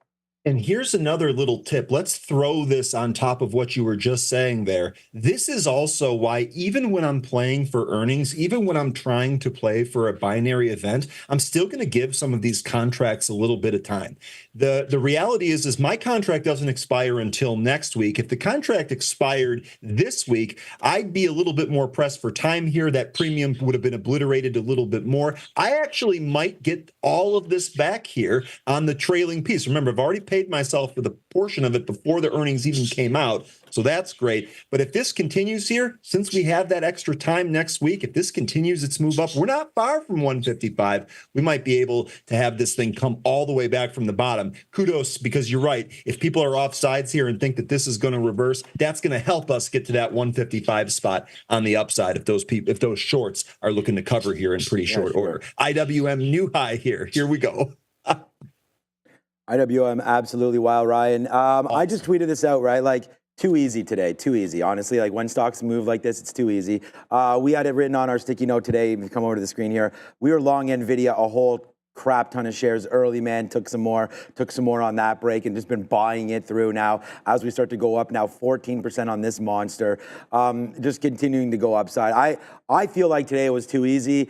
The NASDAQ started going. We got a great rebound there from Microsoft, sort of telling us that, hey, maybe everything's okay. We get back and touch those April lows right there on the best recap show out there, Trader TV Live's market recap show. That hit on there last night. And then NVIDIA goes all the way down and touches 100. I mean, I just think that there's so much strength there. I know you're talking about IWM. So when we talk about IWM, Carvana, also, part of that index. And now today up again, another 8% as this stock keeps on going upside right now. Is there a specific name? And I know that you're talking a lot about indexes here, Ryan, but is there a specific name that you're looking at that might be on the lower market cap type that you're looking for with increase or potential cut in rates looking forward that could benefit from that? Let's see. Most of the stuff that I'm taking a look at is stuff that is like kind of personal to me. Like, for example, I'm completely underwater on a Portillo's trade. I don't even want to talk about that, despite how good the food is there. Carvana, I'm not really looking forward to. I guess maybe an FMC. That's going to report. I believe that report is tonight. Hang on one sec here. Yes, that report here is tonight. I'd like to see FMC's report. They're going to have a conference call here tomorrow. I'm also again, I want to see some of these smaller stocks just kind of as a whole be in favor, right? It's fun trading NVIDIA, it's fun trading Apple, it's fun trading AMD, but these are only like a handful of stocks. Like I want the stocks that are going to move from $5 to $40 in relatively short order. I'm not necessarily looking for something that's going from 110 to 117 or 120 there. So I want to see things really kind of turn around here. I'm in some stocks. I'm in SSYS, which is a 3D printer that really hasn't done well. I think eventually that's going to turn around here. FMC, like I had mentioned, I'm in Archer. I'm looking at some of that personal aviation stuff there. So I want to see the sentiment change. To me, that's the big thing. When small caps are going to be in favor again, giddy up. Like you were just saying about it being too easy. When that pool is in favor, it's going to be even easier. Good, I like that. And here's Portillo's, and I'm not to bring this up, but 13% short float. I know, man. We all have. Look, if I showed you the marijuana stocks that I was holding, man, I should have smoked. I should have rolled up those stock certificates and just smoked them the day I bought them. I might have been able to get a little bit something out of that one right there. But yeah, just a little bit on here on Portillo's. It's 8 days. It's just a name that we don't talk about. That's why I'm bringing it up. So you have August 6th right there, under now. I guess 650 million. I don't know. We don't have Portillo's here in Canada, so but that's an interesting name. I do hear a lot about it, so I just wanted to bring that to everyone. So here's the thing. So just really quick, let me just give you a little spiel here about Portillo's and why I'm in this just to begin with. First of all, this is a Chicago-based thing, which is where I'm from. It's Italian beef. If you've never had Italian beef, what the hell are you doing? Go try it. It's awesome. They also make burgers and hot dogs and all of that other stuff. But did you know something about Portillo's? They have never closed a store. Never closed a store. That's how popular they are. So what's so frustrating here is that this is a Chicago institution. This is something that I've eaten for a long time. I've known about this for a long time. People that visit me from out of state often want to go get a Chicago Italian beef. And the stock price is just so disconnected from the actual experience itself. And that's really what's kind of frustrating here with this name. I am hoping that this turns around. It's funny, though. I'm actually currently on a boycott until the price gets above $20. So I'm actually not even going to eat there until we get that price above $20. We'll see when that ends up happening. Give your money to CMG or something. You know, we're trying to buy some Chipotle. CMG's paying me already. Boom, we like that. We like that. Me on that one. CMG's paying already. Ryan, I am going to hold you to that because I'll probably be making my way into Green Bay possibly this year, and we'll drive right through the lovely city of Chicago and see if we can stop by. And we'll try one of those sandwiches together. So we'll get that going. All right. I want to talk. Yeah, that'd be awesome. Let's do that. And then I can finally get a Chicago Benzinga shirt or something like that, you know. And see, that's the thing. Like Benzinga's headquartered in Detroit, so it's all Benzinga Detroit. It's part of the Detroit revival. So I don't have a Benzinga Toronto or a Benzinga Chicago shirt, but. Okay. We'll see what we can do. We'll see what we can do. Yeah, we'll still be friends. Okay, so Yeah, I hope so too. All right, so that's Portillo's right there on our mind. There was another name that I wanted to maybe talk about just real quickly, and it's the big guy here today. It's going to be Meta after hours. We saw a huge dip down. I apologize. Did you go over Meta with Ryan? Nope. No. Okay, so good. All right. So So yesterday, it's just scary moments, right? I mean, we were here live on the air, and scary. I mean, whatever, getting a little dramatic here, but it made the move all the way back in, and it almost touched its last earnings level down there that we had a complete destruction. Everyone's like, oh my gosh. And we fell right back into 420, 430 right there. And that happened last night, of course, on Microsoft, and then this possible scare of AMD, and then AMD saved the world, apparently. So right now, I like the 200 period moving average whenever I'm looking at stock, and we are still holding that on Meta, on the daily. Is there anything you're hearing or anything you're looking for? Maybe your trade room is talking anything at all about Meta, some ideas from your traders there. Anything they're looking at for this report? What do you think about Meta and some of the price action that we've seen now up 3% after being down, I think it was 7 after market? So nothing specific here on Meta. And full disclosure here, this is actually on my I can't ever own this list. I've got a couple of stocks that just morally I can't possibly own, like Philip Morris, for example. Meta also happens to be on this list, so I don't trade this one myself. But we have been talking recently about, where is the next move here for this stock? And I'm with you. I really like the 200 period moving average. Shout out to the 200-day moving average. That's probably what I use the most here.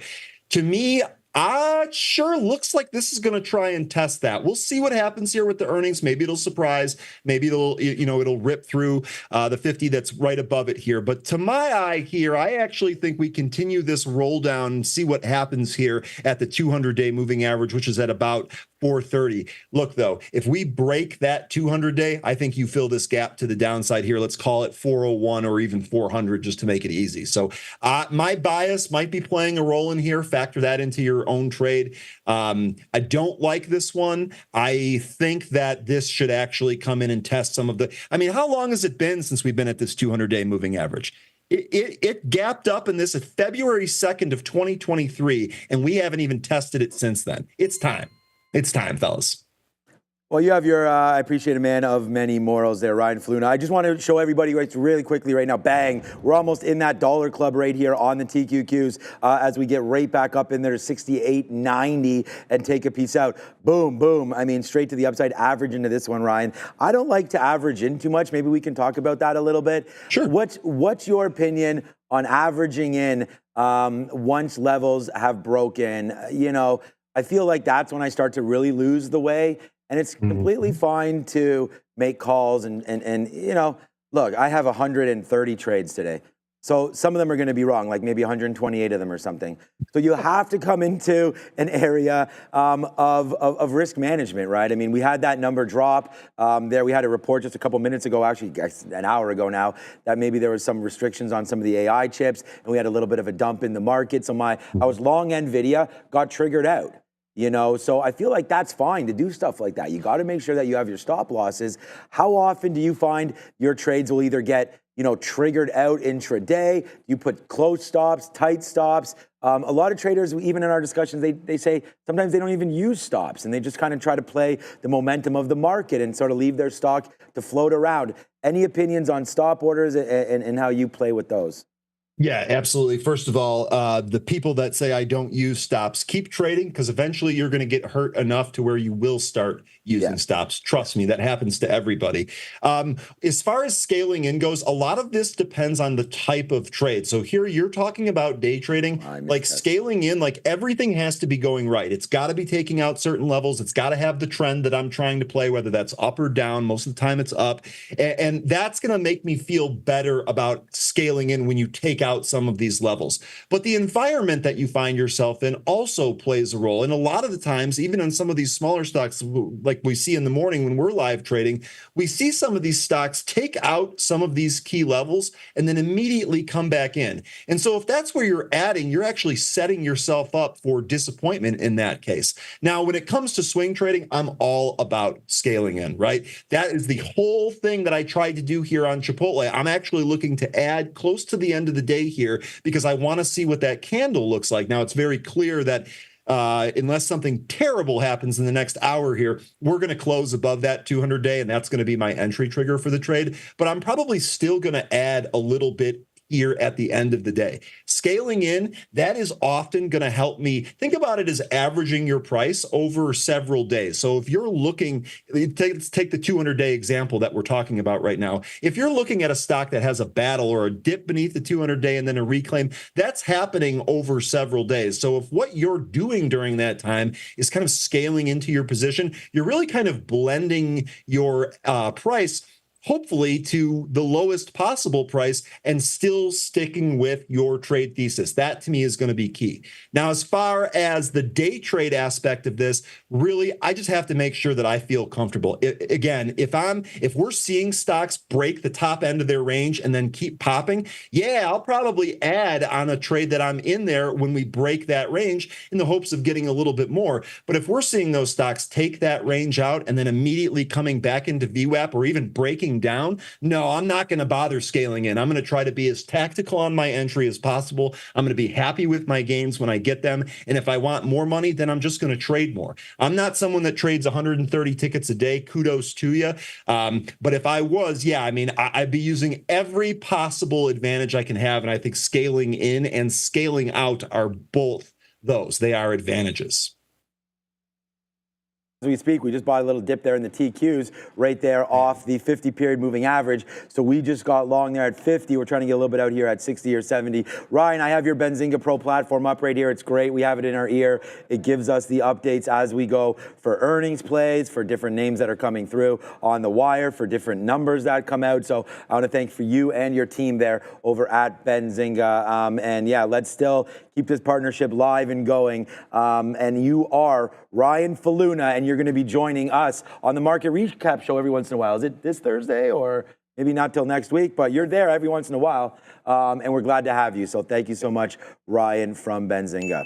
One thing I want to shout out here before I leave, you guys let me know if you come across something or your viewers come across something that you think would make your trading easier in Benzinga. Let me know. That is how we developed this platform. I'd love to get your guys' feedback. I see you got an 8-ball there. I've got mine. Yeah, can you put this into Benzinga? No, I'm not. Yeah, can we have that? 8-ball too. That's how we do things around. There we go. Okay, good. Me too. Yeah, just like, should I go long the futures? And then it's just like, what? Yes. Okay. And that's how you get those 130 tickets through, Ryan. So again, yeah, we'll do that. Everyone. I think that's fantastic. I appreciate that so yeah, much. And our viewers are going to love that.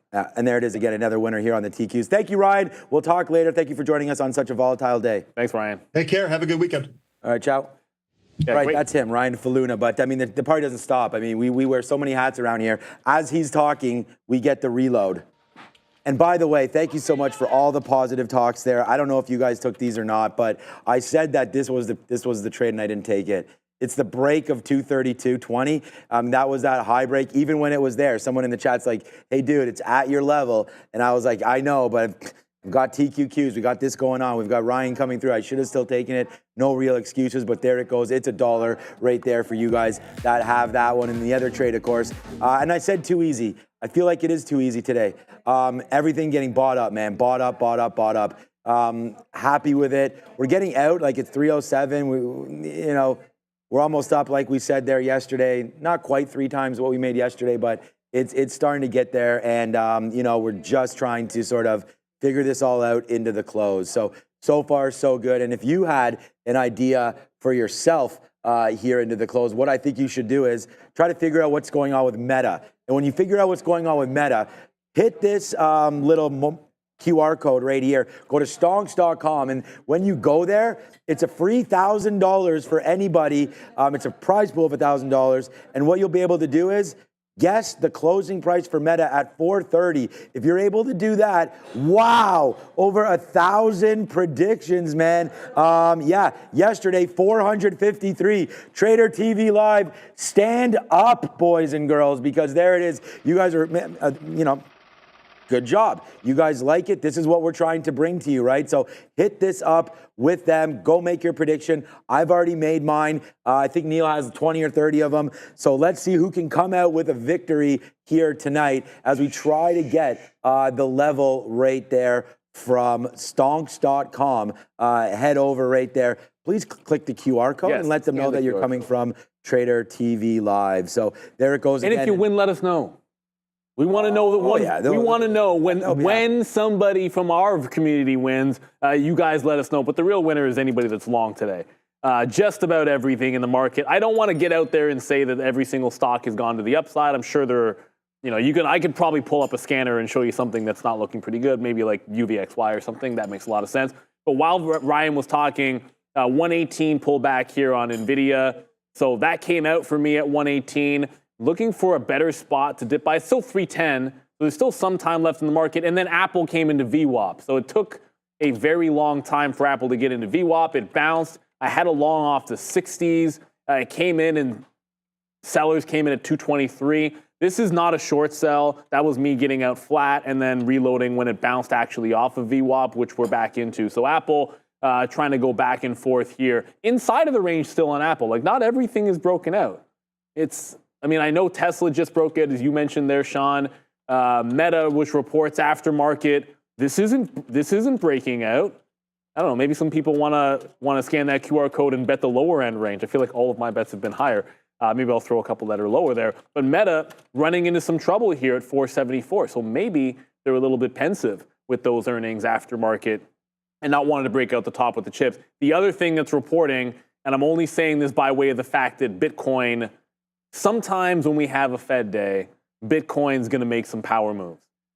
Today, it's not really doing much of anything down here, just chopping back and forth, which is of interest for anybody that's in Riot. Riot reports after the bell. So when you tune into the market recap show with myself and Adara, there's a host of earnings to go over. Riot and its 23% short float are one of those names. It just made a run to the high. Remember, Bitcoin's not doing anything. I just showed you.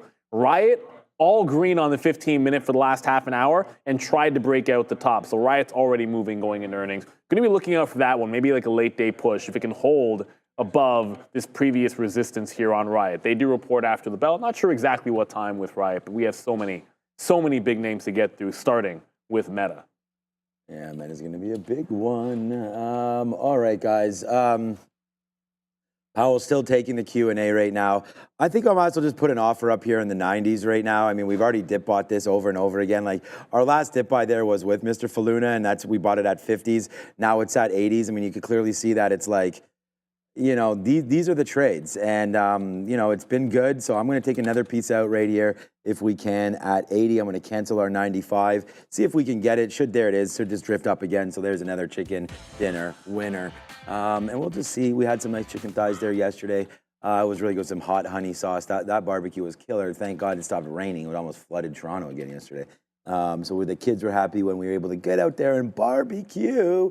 And tonight we've got a game, but I just saw the wife go through Farm Boy there. So we'll see where that tick happens now and see what we're having tonight. And, we've talked about that before.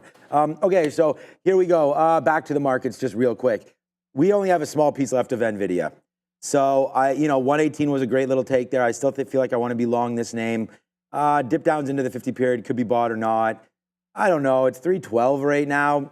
Like I said, I don't want to be, chasing anything right here. It's a great way to end the month where we are today. And yeah, so I feel pretty confident with trading right now. So if something's not coming to my level, I'm probably not going to take anything. We talked about this with Brian Shannon yesterday on the recap show, and that was DraftKings, and I think that they're reporting, I think it's tomorrow, DKNG, so let me just double check this one as we go. Portillo's, eh? I heard a lot about Portillo's. Tomorrow. Yeah, so this was one that, without me even mentioning any names to him, I just said, what is the name that you're looking at? And he had mentioned DraftKings, and I had mentioned that, again, hour before. And I just look at this name and I think we are vulnerable here. It's a nice move up today. Great. I'd be selling this move. I just little worried here. I mean, sure, we're going to have NFL coming. We know the reason why it's so popular. It's gambling. So now you're going to wait to come see here what does wind up happening. But I just worry that if they talk anything about either maybe a lack of deposits or funding the accounts or whatever, as we, money, I mean, we've seen big brands go to the downside, right? We've seen Starbucks, we've seen McDonald's, Chipotle, like all the retail names coming through. And again, gambling's an addiction. It's just, if people run out of cash, I don't know. I don't know. So well, you know what could be what's happening with DraftKings. That's the one I'm worried about. So this is a weird thing for a positive catalyst for DraftKings, but I'm not convinced that it isn't potentially one. There's another, I guess, avenue for student loan forgiveness that I guess the administration is going to try and push through before the election. My only thing is this. If you just essentially put cash into the hands of people, some of it's like if any of those people that are into gambling are going to gamble more. That's just how it is, man. If they eat burgers, they're going to eat more McDonald's. Like, I don't care what it happens to be. So I think that could be a positive catalyst for them there. I'm hearing music in my ear. I feel like I must have a browser open or something. But no, I do like that look on DraftKings. Nice little consolidation. There should be another big one after market tomorrow night. Should be a good day for them. What do we have here? Thank you very much for this, Daniel. This is kind of random. And yes, Uzi game. We have ARM and Qualcomm as well tonight. Man, there's a lot of earnings. Please don't get overconfident with movement as you... Oh, I thought you meant stock movement. Oh, as you heal, stay vigilant. You know what? That's... for anyone watching, I tore my Achilles. I'm in a cast right now. I am absolutely not doing any of that. No, like you have to... It's like in trading, you have to be patient. I've never had a serious injury like this bad. I've torn a hamstring. I've torn ligaments in my ankle.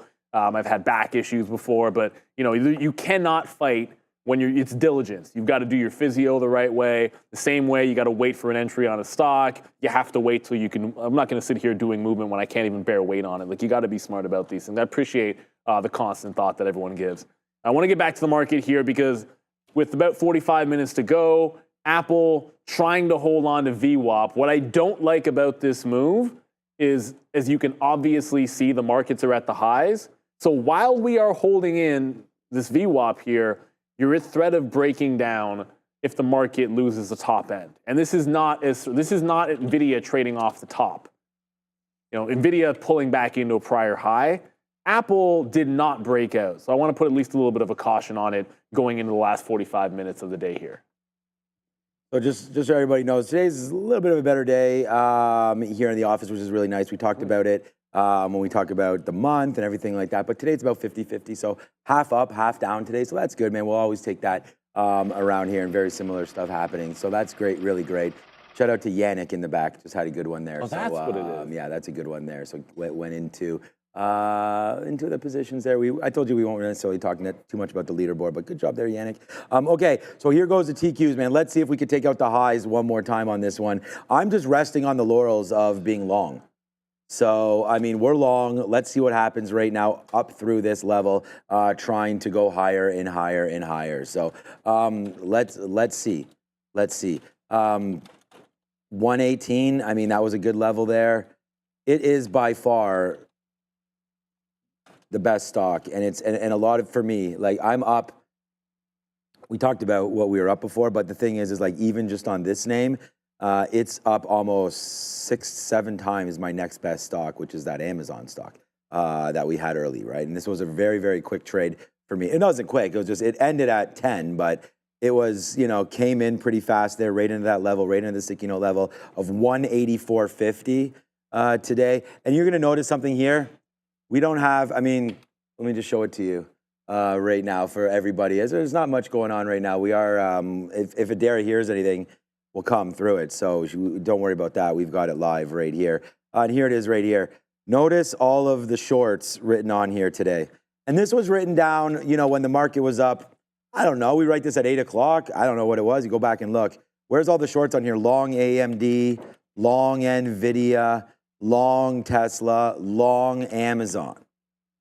And the market now is having its best day in a year and a half. So feel pretty good. I mean, I think that, Neil and I will always talk about this. When your ideas work is when you're supposed to have your best days. And that's what's happening. So everything's working. We're having those days, and it's just coming through. So that's what it is all about. So it's all about doing stuff like that as we continue to climb through. So the market's still trying to go higher here. I might just get out of these TQQs.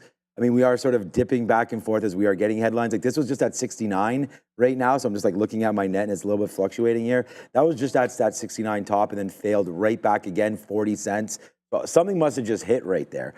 He's now, oh, that's what it is. He's done. He's done. I was He's going to done. say. So, like, okay, he's done talking right there. So that's where that little move comes back in there. So I didn't know about that, but there it is. He is now done talking. So we'll pay attention to see what's going to happen now with the Fed and where these markets go. So let's, you know what? Now that he's done, let's just get out. So we'll get out of NVIDIA. We're out there. We can go over to the TQQs and just get out right now. Let's just do that. Like, these are like, my net is fine. Nothing's happening. Let's just get out. We are at the highest spot we've been at all day. Despite getting out right there, he's done. I wish I would have looked at that. I mean, last time I was loading up the short. We had the thing up usually. I can't even see it. Was it up today? I didn't see it today. We did. We did. Okay, so I cost myself some money there not being able to see it, but that's fine. I didn't know he was done. Last time, and I even talked to Obi about it, man. We had one of the best trades probably of the month last time when we loaded up Apple waiting for him to leave. I would have done it again.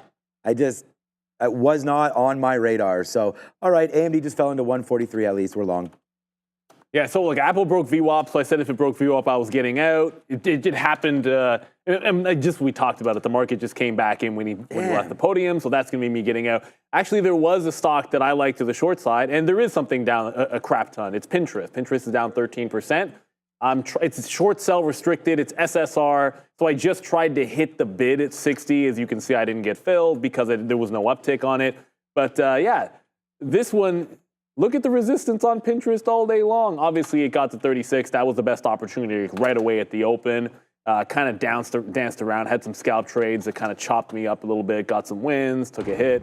And now we're going to try and get the 60s in if we can get this short. Like, this looks like it's a dog today, obviously, and if the market is going to pull back, why not pick on a name that isn't doing anything but bad things here with pins? I mean, just as Neil's talking, we just made 50 cents.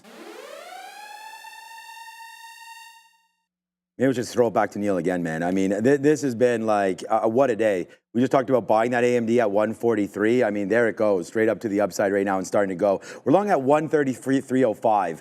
right now, and it is starting to get higher and higher and higher. So there it goes, man. What a day. What a day we are having here today. And there goes AMD. So let's think about what we're going to do right here again. It's just a ho-hum 70-cent winner. I mean, we're putting it, Neil, on the board over and over and over again. We keep on talking about that, man. There it goes. I mean, just as I threw to Neil, it was like, here comes AMD. We're long. Take it away. And there it goes right now. So let's hope that pins trade works out there as well as we go long AMD, short Pinterest right now on the show. So, I mean, there it goes. We are almost out of AMD. So we'll have to wait to see where this one lies. It doesn't look like it wants to do too much here, but so far, not the greatest here for AMD trading. So let's just wait to see where we go with it. Not the greatest. I mean, it's up 70 cents. We only have a quarter left of this, 20% left of our position. So we'll wait for it. And again, there it goes, man. Blasting to the high side. Again, just great trading. I love these kind of markets. We love this kind of day. And there it goes right back up there. Almost a dollar. Maybe if we hit it, it will go there. Could have invited Ryan to the Dollar Trade Club there. I don't know. It is a very exclusive membership right there. Probably Pinterest does have the strength to get to that level as well. Maybe $1. I don't know. It did it this morning, but I don't think it has it in it this afternoon. All right. Good. No, okay, so here's, in the morning, just to give you an idea, like in the morning, Pinterest did all of this nonsense where it goes right to 36 into 34. Since 10 o'clock, the entire range is $1. And since we came back on in the afternoon, the entire range is 60 cents. So like that's why I'm saying it's pretty unlikely. It's not impossible. So like there was an uptick just now, but I'll quickly show you. Again, like all you can do is sit on the offer to get picked up. It did get to, I tried to punch 60s when it broke. I then offered 55. I crossed down to 55. When it came back up, I got a partial fill and I got some shares at 55. I'm still sitting there for the rest. That's the thing with an SSR name. Like a lot of times if you like to fill, you just leave your order in there because someone has to come get you.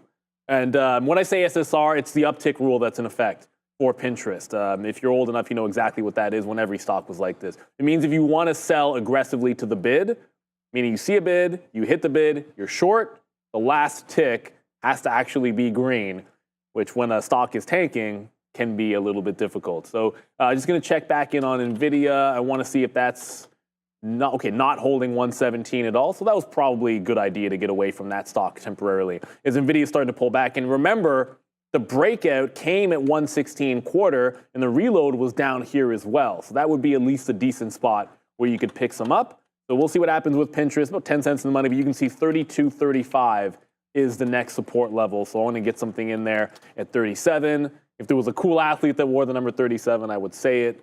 But I can't think of anybody in that range. Lumen is pumping again, Ryan Lofton. Oh my goodness, that stock. Lumen. One of these days, the day this stock has a red day, it's going to be epic. And it hasn't had one yet. It had a monster pullback yesterday, and all it's doing is getting that back. I feel like if it doesn't break the 340 this week, you're going to get one of those nasty retracements on LUMN. But you haven't really felt any pain if you've been long and holding it. Only if you buy tops on parabolic moves have you felt pain in this stock, which I never suggest anybody do. Like, you don't want to be buying the top of any candles like that in a general sense. But good luck to everyone in Lumen. It's still rejecting the $3 range and still can't break $3.10. I don't even know if I want this breakout if it's going to be this late in the day. It looked good, and then it just keeps going right there and reversing. All right, no pain at all here today. This has been a good one. We'll just continue to watch these markets. But AMD, again, we did have that last piece. We did talk about that. Came in, came out right there. So let's watch out to see what happens now with AMD as it's trying to break a little bit lower. I feel now, I mean, we're out of everything. Remember, we punched out of the Qs when he left, man. We punched out of NVIDIA when he left. Like, look at the money that we're saving by getting out. You know, like this out right there at 117.50. Just make the decision and get out. Like, it's not even a thing. Just do it and get out. And, hopefully you'll be able to do stuff like this. So there it goes. Have your levels, have your positions. Thing about tonight is, man, we have some big earnings. We have ARM, we have Qualcomm, we've got Meta, we've got Etsy, we've got Carvana, we've got Riot. They just keep on coming through. Big time movements. Riot, Mara, not Mara, Carvana. Mara's tomorrow. Mara's tomorrow. Etsy was, Etsy, who cares? Lamb. But anyways, that's more of a Pinterest play right there. And there we go. Right now, of course, everyone's favorite pay.com. Something that's got what you need is for sure Wayfair. And the other thing, too, there is Roblox. I mean, you want to talk about a good idea. I should have said what's up to my guy over there, Ryan Faluna, because Roblox continues to be an absolute monster right now. Roblox, $42. We're almost like maybe 25% of the money on that in about a couple weeks there on Roblox, as that broke a little bit higher. So that's been a real good one. What's up, Arsis FX, man? A member for 21 months. Happy days to you as well, as we'll go right there, a member. And thank you to Adrian one more time for gifting that membership earlier. $5. Go support the channel and let us buy some Wingstop for Ramin. All right, Adara over there at the board. Let's see what she's all about. We're going to take a look at some names making some outsized moves. All of these ones today are to the high side as the market moves higher, but here's some names with catalysts we maybe haven't discussed as much or in a while, including your T-Mobile, TMUS. This went up more than 3%. They did have earnings beat both adjusted earnings per share and for sales here. So good look for TMUS. Next up, we have Uber, not one, but two catalysts. One coming in the pre-market here, this partnership with BYD for accelerating its global EV transition, but also coming in around 10 a.m., we had this report from Reuters that the New York City taxi regulator has agreed not to impose additional rules here for Uber and Lyft. So UBER holding up quite nicely here, up 2.5%. Last but not least, Boeing. They did have earnings this morning. BA missed across the board for earnings per share and for sales, though they did name a new CEO and president, Kelly Ortberg. So BA here up about 4%. Good look for Boeing, guys. Definitely a good look for Boeing. Boeing got so very close to breaking the 197 on the daily chart here. It went to $196.95. This is the 197 level, as you can clearly see. I still think above that looks like a great breakout for Boeing. Higher lows into a flat top. I think they missed on just about every earnings metric and then named a new CEO that everyone seems to like. So let's go. Let's go. Well, everyone. Ramin just said in my ear, not everybody likes a new Boeing CEO. But the stock's up 3.5%. So the market is currently liking it at this point, but the market's liking a lot of things. I still like it for a breakout. That can happen tomorrow. That could happen Friday. That could happen next week. Who knows? But it looks very, very juicy. Those are the breaks that we like. Get in a new area, making higher lows, a stock that's been beaten up, and trying to make a little bit of a curl. Count me as a fan of that. And again, breakout trades. I talked about wanting to break a trade in Lumen. If it took out 310, I would have gone long 311 or 12, 13 maybe. Get out if it breaks underneath 3. No breakout, no play. That's a good thing about a breakout trade. We're still on the offer on the 55. I didn't get the rest of everything at that 350 or 32.55 level on Pinterest. That's heading right back down into these quarters. If we do get a push into the low of the day, we'd like to take it down into this higher low on pins. It is SSR, as I mentioned, and I like this for potential day 2. If it continues a downward trend, hey, you got one line in the sand outside of those aftermarket lows, and that's about $30.50. Pinterest, yuck, yuck, yuck. But Wayfair, I forgot about Wayfair because they were in the morning. Wayfair still has that 25% short float. So I think that's one that I don't think we want to sleep on Wayfair if there's anything good about the report. They don't have to have what you need. They just have to have the shorts get squeezed. And that would be pretty good. I like names that are coming off the bottom and breaking out of trend lines. So that's what we like there. Taking profit on our good friend Pinterest. At least if you're short, it's your good friend. Yeah. Good talk there. We just hit that alarm because we are in a new trade right now, and of course it's going to be the triple Qs. So we'll just try it again off this level. I mean, again, no guarantees where we're going to go with this name, but it's trying to go right now, and it's hitting VWAP. So I missed it down there. I was sort of just perusing around looking for things, checking some scanners. It did hit VWAP. So there we go. So there's our last try. We're going to try to get this. Okay, now hopefully it bounces back up. Yes, sir. Nice little bounce back there. We're long at 61. So here we go. This is what we do, man. Once it comes through and we're able to get fills, I told you, man, we're trying to trade bigger shares now. So when it comes in, we get the fill and we just start to get out. So right now, 20 cents in the money on that little dip buy right there in the market. Let's go, man. Wow. This day, this month, this week, this everything just keeps on getting bigger and better. Wow, July, come back, July, come back. What's up, Adara? As we get this push lower here on the S&P 500 in the market in general, we do have this story circulating around quite a bit here on social media. The New York Times reporting that Iran's supreme leader has ordered a retaliatory attack on Israel. So some geopolitical potential news coming out here. Again, New York Times reporting that Iran's supreme leader has ordered or is ordering a retaliatory attack on Israel. So just keep that in mind here as we get a little bit of a volume pop on the SPY to the downside at the end of the day, guys. Yeah, so the last time Iran tried something, they sent about, I think it was 300 drones, of which none were successful. So we'll see what happens right there. Hopefully nothing successful, that's for sure. Yeah. All right, so we'll wait to see here as the Iron Dome continues to be strong there. We'll see, though. Not getting anything political, but that is something that can affect the market, obviously. So we'll wait to see what winds up happening there. I would say buy any dips like that. Whenever you hear rumors about things like that, just buy the dips all the time. All right, $68 coming through again right there. Look, this has been a monster. Where, just for some of the trades we're showing you are big, right? And I just want you guys to understand that. That's why I'm trying to scalp out. We're trying to do that damage. You guys know we trade with more shares, so we get in and we get out. We try to hold on, and we do hold on. Like, we have position right now that's fantastic. Now 30 cents in the money, and it's going. But I've learned a lot over the last little while, and that is just how to become a better trader, how to stay in your zone, and really how to do things like this. So let's get going back up there to the upside right now. It's a great move, man. NVIDIA continues to be great as well. Good way to get out of NVIDIA for sure. But you know what getting out of the TQs does? It allows us to get right back in it, right? Because if you stay in these losers, then obviously the money just stops coming through. So you got to make sure that you're able to be disciplined enough to take winners when they're there and chop losers when they're gone. So be careful with that. As look at the TQs right now. It's trying to go back upside into $68. Oh, wow, Neil, we just did it again right there. Your personal chef is right in the building one more time. It's 50 cents on the TQs, baby, as it just continues to climb higher and higher and higher and higher. I mean, Neil, I don't know if I can use more shares, but I definitely should be, as this market is definitely ripping to the north side right now. Congratulations, anybody who's on this front with me. Yeah, that headline and kudos to buying. I think that wasn't. I don't know if that was actually new, but back into support, looking good. I just got out of my last position, so we're able to quickly take like 40 cents on this last play. It was in the 60s. down into 32.20. It's a $30 stock. It is what it is. But it's more about it was here to here.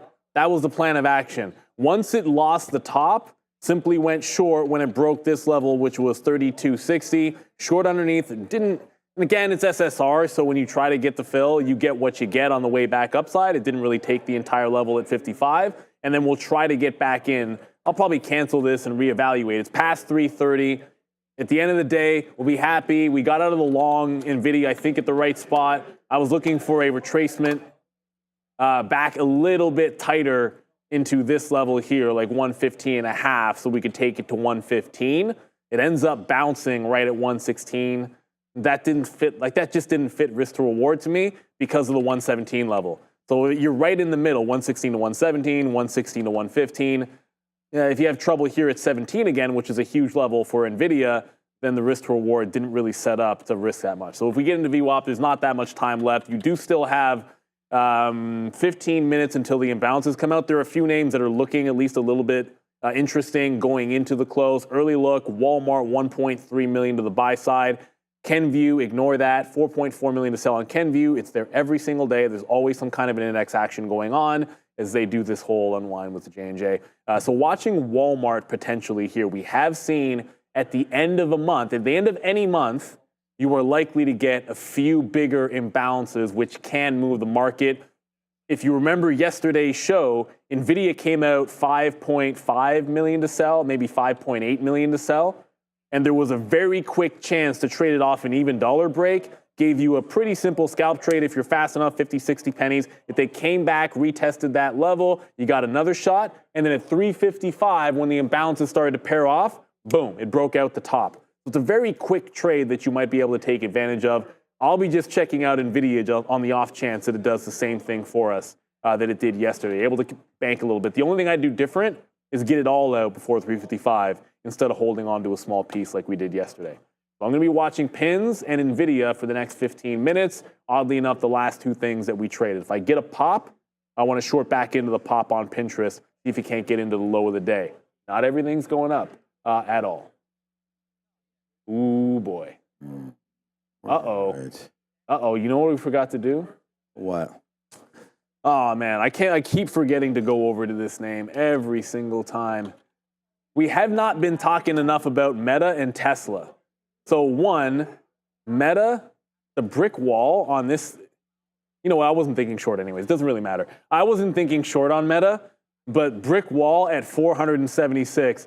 And anybody, if you're making those picks on Stonk, all of mine are like well above, like 484, 482, 42, 4, like it's just everything is above this level, and they're selling the you-know-what out of this at 476. They're the biggest earnings name, not the only one, but they are the biggest earnings name. Let's go to the desk with Adara.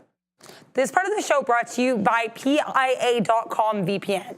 Trading on public Wi-Fi is risky. Your data is exposed, like sending private messages in a group chat. Private Internet Access, or PIA VPN, encrypts your connection, creating a secure tunnel for your data. Trade safely from anywhere, airports, coffee shops, or hotels, without fear of hackers. PIA also bypasses geo-restrictions, giving you access to trading platforms and content from over 91 countries and all 50 U.S. states. Protect your trading activities with PIA. Get 83% off at just $2.03 per month, plus 4 extra months free. Sign up now with our 30-day money-back guarantee and 24/7 support. Rated excellent on Trustpilot. There you go. Thank you very much there, Adara. Scan that QR code to be sure. And the other name, which we threw to Adara, the other name I was going to mention was Tesla. Every now and then, you get something like TSLA. When it ran into the bottom, same low on a Powell speech as post-bottom after, not Powell speech, Powell at the podium. He's not giving a speech. He's answering questions. When he started, it dropped into this level, 230.5. And then at the same moment, after he leaves the podium, it bounces off the same level. Only 10 minutes to go. I still want to stick to those two names. NVIDIA for a possible 350 trade and a short the pop situation over there in Pinterest. And if you're going to short the pops, they actually have to happen. That's the other thing. Whatever. I'm not taking this Lumen break. It's still looking very, very obvious that 310 is where the break is going to happen. just feel like this might be an aftermarket mover more than anything else. It doesn't seem to have the juice to get through the top. And a lot of times on these small cap names, when you can't halt, when you don't have as much liquidity, that's when they try to take out the level. Whether or not you want to trade in the aftermarket is entirely up to you. Less liquidity, less risk. We don't do it here. We're trading at real trading on a prop floor. You know, you're trading firm capital, but you're day trading. You know, the idea is to be flat at the end of the day, not taking new positions in the aftermarket. And that goes for earnings as well, which can be very, very perilous. Just ask anybody that punches those first moves, like Enphase's first move. $9 move to the upside. Within 30 seconds, it was right back to those lows. So be careful if you're trading any earnings. There's lots of them. And be careful if you're trading small caps after the market. So there's still time for Meta to break the top. I don't know if it's got the juice to do it, but anything can happen after 4 o'clock. Yeah, just see yesterday at 4 o'clock as examples of that. We're just 70 cents right now in this position, so we'll just continue to hold this into the close. Yeah, if anybody has any questions or comments or concerns or anything, please send them in the chat right now, and I will try my best to address anything that you guys might have. There was a story right here about J&J again. You got to watch out for all this, man. More law. It's not necessarily a lawsuit, but FDA says do not use Megadyne, Megasoft, pediatric patient return electrodes in any age group. So that's right here on the Benzinga Plus platform. I'm impressed if anyone knows Benzinga what that Pro. is. So there it is right there. FDA to not use, blah, yada, yada. So go find that story if you are a owner of J&J, which I am. I was like, oh man, I'm not in any Procter, and I thought I was, but I was more in J&J. And this stock had a real nice move off that bottom, probably on news like this. You know, I don't really trade too much off macro. It was interesting to hear Ryan talk about macro there, how he's long Portillo's because he loves the Italian beef. I mean, that's great. That's a good channel check right there, Ryan. And I think that's something that you want to do. So J&J there, a little bit of a story starting through. So maybe might want to get out of the way of this name. As sector rotation's been happening, you know, a lot of names that have gone up, you know, due to sort of the stability of the name or the sector that they're in, like a healthcare. We've seen Home Depot and some of those other names start to catch wind as money came out of names like NVIDIA and Softy and all of that, and back into, you know, sort of some of those staple names. I mean, we've already talked about what Walmart's been doing, holding those bids, as if there is a little bit of a concern here for consumer, right? Go over to sort of affordable places. Anyway, so that's something that a lot of people talk about here whenever we look at Home Depot or Walmart. And you can see this one. This is the name with the iron fist, honestly, because like Walmart doesn't, well, now it's actually, now that I look at it, it was at 70 a couple days ago. And there it is, right? So Neil was just saying that not everything going up. Pretty easy to find the names that are going down. Just find the names that have been going up over the last couple of days as the NASDAQ got hit, and you'll find them probably weaker today. So yeah, the general. there it goes. And that's just how it goes, right? There's sector rotation. And by the way, man, honestly, I mean, the market, there it goes. We said too easy. I said it to Faluna. It's like, there's the drop, boom, there it is, right back up again. So there it goes. Another big time win for us right there on the NASDAQ. Let's just continue to do this, man. Western Digital after hours tonight. AIG, get those insurance needs taken care of, man. Anyways, nice move up, man. $68, $69. I was going to say we're here every day, but I'm only here every day this week. Next week we gone, and then Obi will be sitting in here, and you can have all these trades with Obs. So get ready to rock and roll, man. It's going to be a good week. It's going to be a good couple next days coming through, and good August. Yeah, good. Hopefully it's a much better August. We had a great July, but I know it's been a little rough, so we'll wait for a little bit better. I don't know. Is the market? You know what I didn't look at yet. Is the market up on the actual month? Yeah. No, that was. Yeah, I was guessing that's what you were going to say. I'm not saying I know that it is. That's all. Yeah, it must not be. No. You have the chart up there. I don't know that it would be. No, it can't be. No. You have the chart. I don't think. Oh, here's July 1st. So there's July 1st on the TQs right here. I didn't think not so. even close. No, I didn't think so. So yeah, not a great month ahead there for the NASDAQ. But there were a lot of good shorting opportunities. September's always been a negative month, man. You can look at the historicals on that one. So, you know, we'll wait to see. August probably they'll calm down, and then we have 197 days. Funny. Ramin just said nobody in the summer has money to buy anything. Yeah, you're going to see. I mean, there's a lot of money out there right now, I feel like. But you are right. I mean, students maybe hovering around. They do that loan forgiveness. It's loan forgiveness. Yeah, you print $1 billion to people, there's going to be money to buy stuff. That could come through. I feel like people spend more money in the summer. So that's why I was going against I know that. we spend more money in the summer. I mean, in my most household. people do. They travel and all that kind of stuff. Right, exactly. They are spending money in real life. So, yeah, Ramin is right. Okay, so there it goes. Anyways, needless to say, now we are now $1 plus in the money right now on this TQQ trade heading into the close. Oh man, yeah, a lot of people traveling. We're gonna be off to London, so that should be a lot of fun right there. But here we go, man. It's trying to get to the upside, and the market will hopefully have this 3% day that we haven't had since March. It's not a guarantee because it's only it's like 3.18. Yeah. But I think it holds on to 3%. Maybe it doesn't break the current highs, but holding on to 3% seems pretty decent. And remember, the ES had its first 2% day down recently, and it's pressing 2% to the upside today. So not everything is to the upside, not everything is looking good, but most things are looking absolutely fantastic today. Yeah, people do renovations. I still think, I like that sentiment, caring about sometimes things that are seasonal and seasonal trends. My observation is some of the old seasonal stuff from when we started trading 20 years ago is just not as true. It used to be like August for trading was a slow month, and that flipped on its head a couple of years ago. Ever since COVID, August has actually had plenty of volatility at times. So we'll see and then September has been bad, and then February has usually been not that good. So I think a lot of that stuff changes, and every time is going to be different. But keep your ears to the ground here. We got about 5 minutes till the imbalances come out. NVIDIA was a big sell yesterday. I'm not telling anybody to punch short, but if it's 5 million to sell, I probably punch short, throw a stop at the high. Right now, the local high is 117.85. The high of the day is 118.37, it looks like up there. So if it comes out of 5 million sell, I'll probably take a scalp trade short. It worked yesterday, but you had to get in and out relatively quickly. Obviously, you can't know what's going to happen in the whatever. Like, if you know what's going to happen in the aftermarket, like, that's a different story. It's just a very quick trade, like right here at 350. It looks like nothing because of what happened in the aftermarket, but at 350, you get a big up and down. It's done it a couple of days in a row where you get a move at 350 and you're able to take a scalp trade. So that's what I'll be looking for in about 4 minutes or so. No early look on them. It's Walmart that has a buy currently, and that's still 1.2 million to buy on Walmart. I don't know if that's the kind of stock that I would want to trade for a scalp trade at the end of the day. I don't know if it's going to move enough. NVIDIA, that'll give you 50 cents to $1 if there is a big imbalance. Walmart, probably not.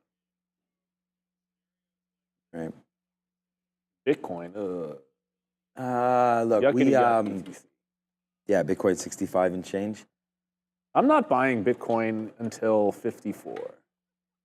Yeah, could get down to 54 again. That was that level that held, so good look there. All right.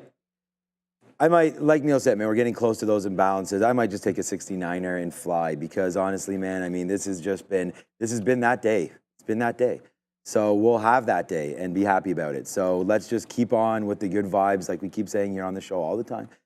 Make sure that you're able to capture your profits, know when your winners are there, and just try to be, as sort of on the ball as possible. Like, we got out right there when it broke. It's purple because it would have coded in as a short sell because I already had an offer up here waiting to get filled, and which didn't. So when it came back down there, quoted as a short sell, but then we got long again.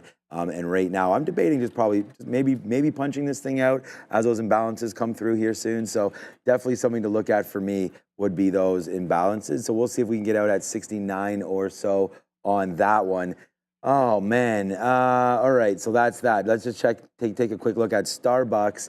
Wow. Nice move down into $77. We were wondering about that there today. We went long and got in and out of that one pretty early, but really no damage done on that. We really love NVIDIA, man. This is a name that we bought yesterday in our account. We talked about that at 104. We did buy some 113s and change and some 104s. And it just worked out today. I don't know if this rally is going to continue, but do you really want to be short NVIDIA? That's really the question. So I say the answer to that is no. And as long as that's the answer, then I'm good with that. So let's wait to see what happens here with NVIDIA, still trying to climb a little bit higher by far. And we talked about this, right? By far the number one P&L name here. And just trade your book, trade the ideas that you have to begin with. Because if you can't win on the ideas that you're putting up, then you got to slow down your roll a little bit. And I feel that right now with NVIDIA, we definitely wanted the long, so that's what we went with. And it's been printing. So let's wait to see if NVIDIA can sort of hold that right now. But here we go. Nice little pushback now on the TQs. And again, we only have that. I mean, I can look. I'd have to do the math. I'm going to say about 15% left, a bunch out there. That was a good out for us. And we're just trying to hold for that top, so maybe we can get it. That's what I'm looking for right now in the TQQs. So here we go, man. It's just a minute and a bit left. The only other name that I was... Yeah, go ahead. No, before I just wanted to say, if you check out Stonks, if you're trying to make that free bet, everybody, if you're trying... Can we get the QR code up there? Or unless you want me to put it up. If you want to make that bet on when Meta closes at 4 o'clock, 4:30 is going to be the time. You can still get it in. All you have to do is scan the QR code. It's absolutely free. You have a chance to win $1,000. It is done. You cannot make your prediction after 4 o'clock. So you get about 10 minutes to do it. And then whatever price Meta's at 4:30, if you get it right, you have a chance to win $1,000. So visit that right now. Take a shot at it. I've made bets. They're all pretty much higher. So let's go Meta aftermarket. That'll be a heck of a lot of fun. And we'll see. We'll track it after earnings. Obviously, we're going to have a lot of earnings to get through. But I'm pretty sure we're going to be talking about a little bit of Meta when they come out. Good or bad, it doesn't really matter. You know it's going to likely move. No guarantee. Sometimes you have inside days. I'm thinking after today it's going to be a volatile one for META. So get your bets in there. Have some fun with it. Let's make sure someone from our community takes that $1,000 down and spreads that good vibes. So here we go. The only way I short NVIDIA is if it's a 5 million. It's like a big imbalance. It could be 4 point something, and I might take a shot if I can get it really quickly. There the imbalances come out. I don't see it. Intel is a sell of 3 million. That figures. WBA 2.5 to the sell side. Walmart ends up 1.7 million to the buy side. Kenvue we don't care about. I don't see NVIDIA. There it is. NVIDIA is 1.2 million to sell. Yeah. So it's not, okay, it was like 4 times that size the other day when we were able to get a good trade. But I don't think that's significant. NVIDIA's done 400 million shares. 1 million shares is a lot. I understand it's a lot of money, but compared to the 400 million, when it's moved, it's been 4 million, 5 million to the sell side. NVIDIA, a little bit of a tick to the downside there, but that wasn't what I was looking for at all if I was going to make a trade. I don't know if we have the overall number. I haven't seen anything just yet or heard anything in terms of an overall imbalance for the market, but small sell there for NVIDIA. All right, here we go. We're still $1 in the money on this TQQ trade. It's trying to bounce upside a little bit. We're going to wait for 69ers, see if it can go. But yeah, that was a little bit of a sell there. So yeah, possibly. You know what? Let's just do it again here. We'll exit out. Oops. I got to cancel my other trade there. Oh, no, it got stuck there. Okay, we're at 69. Well, that's why it almost filled. All right, let's put out 66. There it is right there. So that's that, man. We are now done. So, yeah, it has been a big, big day again. We did make it, man. We're actually, and again, no problem telling you guys this, we're triple what we were yesterday. So it's a big day right here and just really happy with the net that was put out. And it all started today with just the sticky note, of course, and the biggest trade for me today. We made more on NVIDIA than we made yesterday anyways. So that really started it there today. And then a couple great trades, obviously, in the TQs at the end of the day where you guys all saw that. ARM, we had 140 long. I mean, come on. That was a great one there for ARM that ends the day near 144. 145 was the high there. Amazon, I mean, another one written right here, man, 184.50 really printed out for us there on Amazon. So it's been an absolutely monster of a day, and I want to thank everybody for watching. I mean, we talk about that all the time. So keep it going, keep the good stuff flowing through. Any plans for tonight? Well, for myself, not really. I mean, obviously there's a lot of earnings to get through. I mean, like when I'm on the drive home, it's an opportunity to kind of read through all the names that I like. I am interested in like what I want to like dip by next. So I'm starting to think about it. I didn't get into Chipotle, so I'm trying to figure out. I might just buy Chipotle at the end of the week or something, as long as it holds on to these levels. But that's one that I want to kind of dig into. But yeah, just I'm gonna take it easy. My wife and daughter are both camping. They're doing like this. No, but like they're like get that out. When we camp, we car camp usually when they go with me. When my wife's family camps, they get a canoe when they portage, which means to get to where you're actually pitching a tent, you got to hop in a canoe, like get to like the next spot, then you're carrying the canoe and all your stuff, and then you're maybe doing that several times to get into the deep woods where like there's like nothing around you, ain't no bathrooms or any stuff like that. So my daughter is doing that, which is fantastic. Obviously, I would be a pretty big liability trying to pull that off in a cast, so I wouldn't be going. Yeah, I'd sink like a rock, man. I'd barely swim. A liability too. I'd barely swim into this. No, like I don't mind car camping. My car is right there next to my tent, and if I need it, there's a bathroom with showers. It's like a 5-minute walk away. That's a different level of camp. I still have my marshmallows by the fire.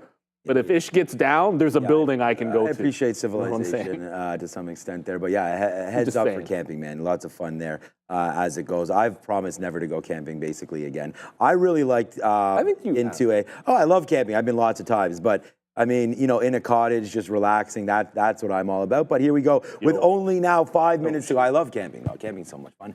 We have a couple tents.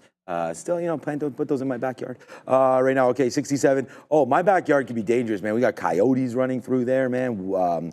Thank God not wolves, but fox. I saw a fox the other day on the way into work. That was pretty hype there. There's a big sell on Bit Farm here, Elvis. Bit Farms, okay. TQs, though. Look at this sell. Honestly, I don't, you know, bears coming out a little bit here at the end of the day as, you know, I know we mentioned, well, I mean, holding that 3% doesn't look like we're going to do that. Jinx. But there's the sell. You know, so I mean, we get out of the way there, put that one in, and it's just like, you know, that's why I kind of like joking, not joking, but, you know, it's like laughing a little bit because like that, there's no way I can know that's going to happen. But it does. We did it. I got out of it live right with you guys on the show. So it's not like there's anything there. But there it is, man. A nice move to the downside one more time. And yeah, we're out of it. See, now it's coming back up as we get close to that 355. So we can see if there is some switching happening here on the imbalances. I didn't even look at the imbalances yet, to be honest with you here today. So yeah, we're just in a different zone.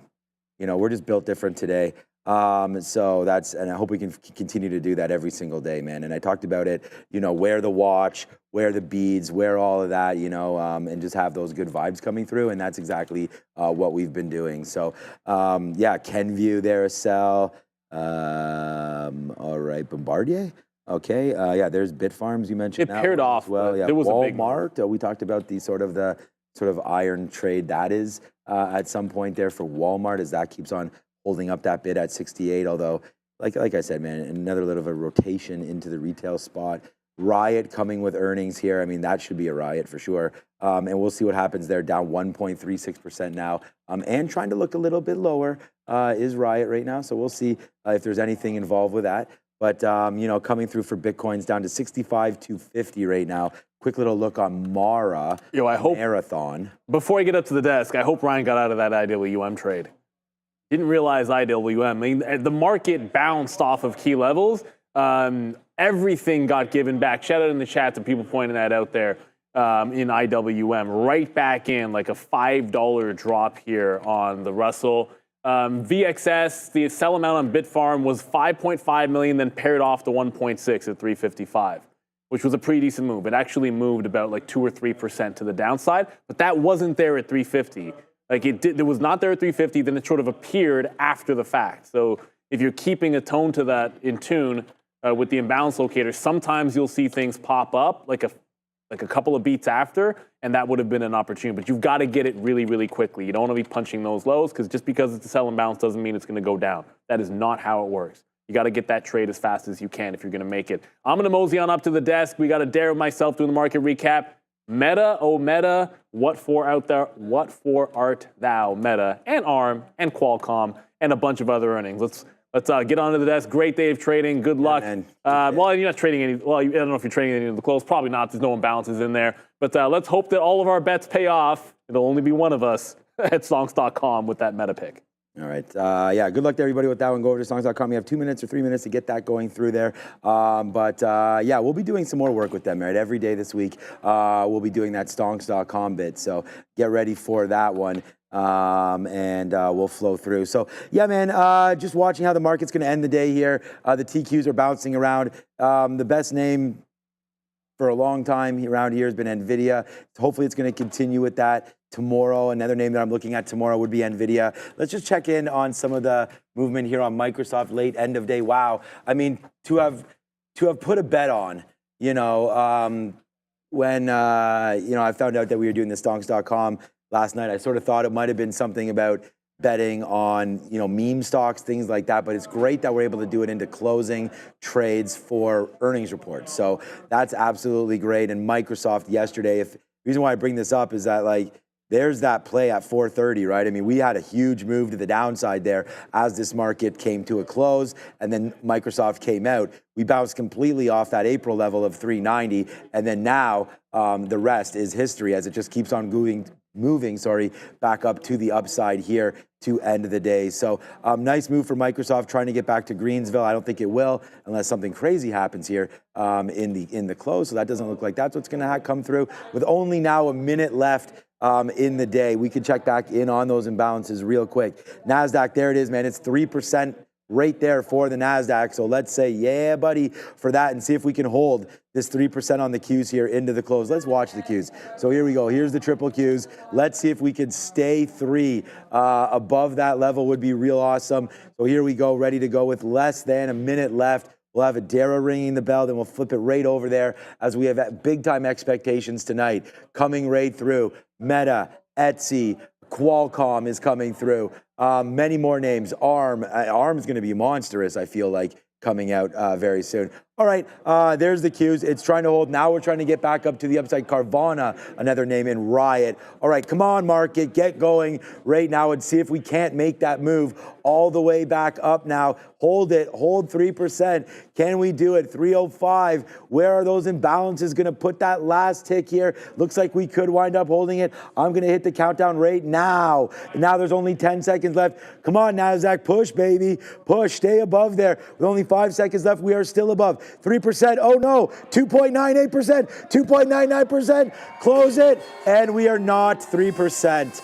We are 2.95 or so percent there on the close. Now we are well up as Qualcomm are out. Qualcomm is ripping, I think, upside 182 and change, starting to go higher. When they're ready, I'm ready, Ramin. Thank you so much for joining today. Ramin, Fabian, Neil, Adara, Sharif, Mr. Powell, everybody behind us, man. It's been a big day here, and it's only going to get bigger. Let's get ready to throw it over to your market recap show. Kill them with kindness, everybody. See you tomorrow, 8:30. I'm back.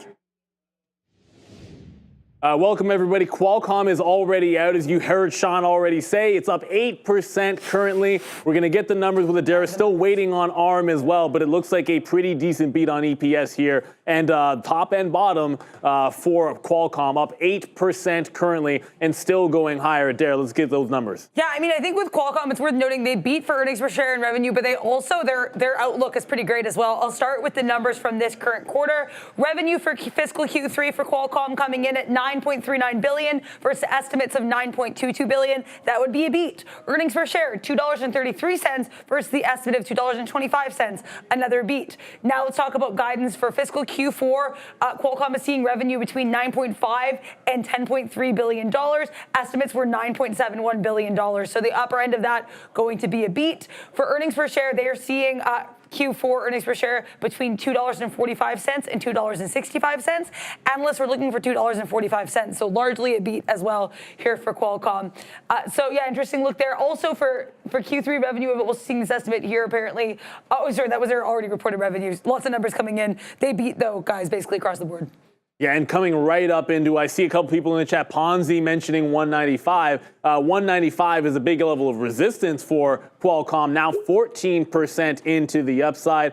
Big monster move for them. The expected move was 7.4%. So you're now almost double the expectation here for Qualcomm, which is always a pretty big deal. But now we have ARM. This is a biggie because ARM, with that small float, can move big time. And it's already 11% itself, Adara. So maybe not as much as Qualcomm, but up top, here's 150. Wow, 151 it hit. And then right back down to 143. Now it's heading lower here Back through the lows is ARM. So this was at $150 and racing to the upside. Now all of a sudden, ARM coming back in 138. So they must not have liked something about that report. Bit of a dump here in ARM after an early breakout, Adara. I have a feeling the thing they might not like might be the guidance, but I'll get you the numbers first before we make any assumptions about how the market is reacting.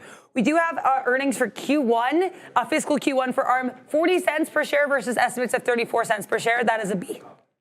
For Q1 revenue, $939 million versus estimates of $902.7 million. Also a pretty strong beat.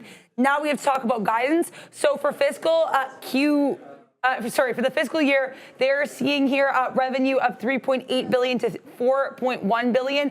Analysts were looking for $4.02 billion, so the lower end of that, pretty well below expectations. Fiscal adjusted earnings per share, they're seeing for the year, they're seeing $1.45 to $1.65. Analysts were looking for $1.58. Also, their outlook for Q2 revenue, $780 million to $830 million. Analysts were looking for $804.1 million. So just to summarize there, what we are seeing for the guidance, the lower end's coming pretty well below analyst expectations for fiscal and for the next quarter.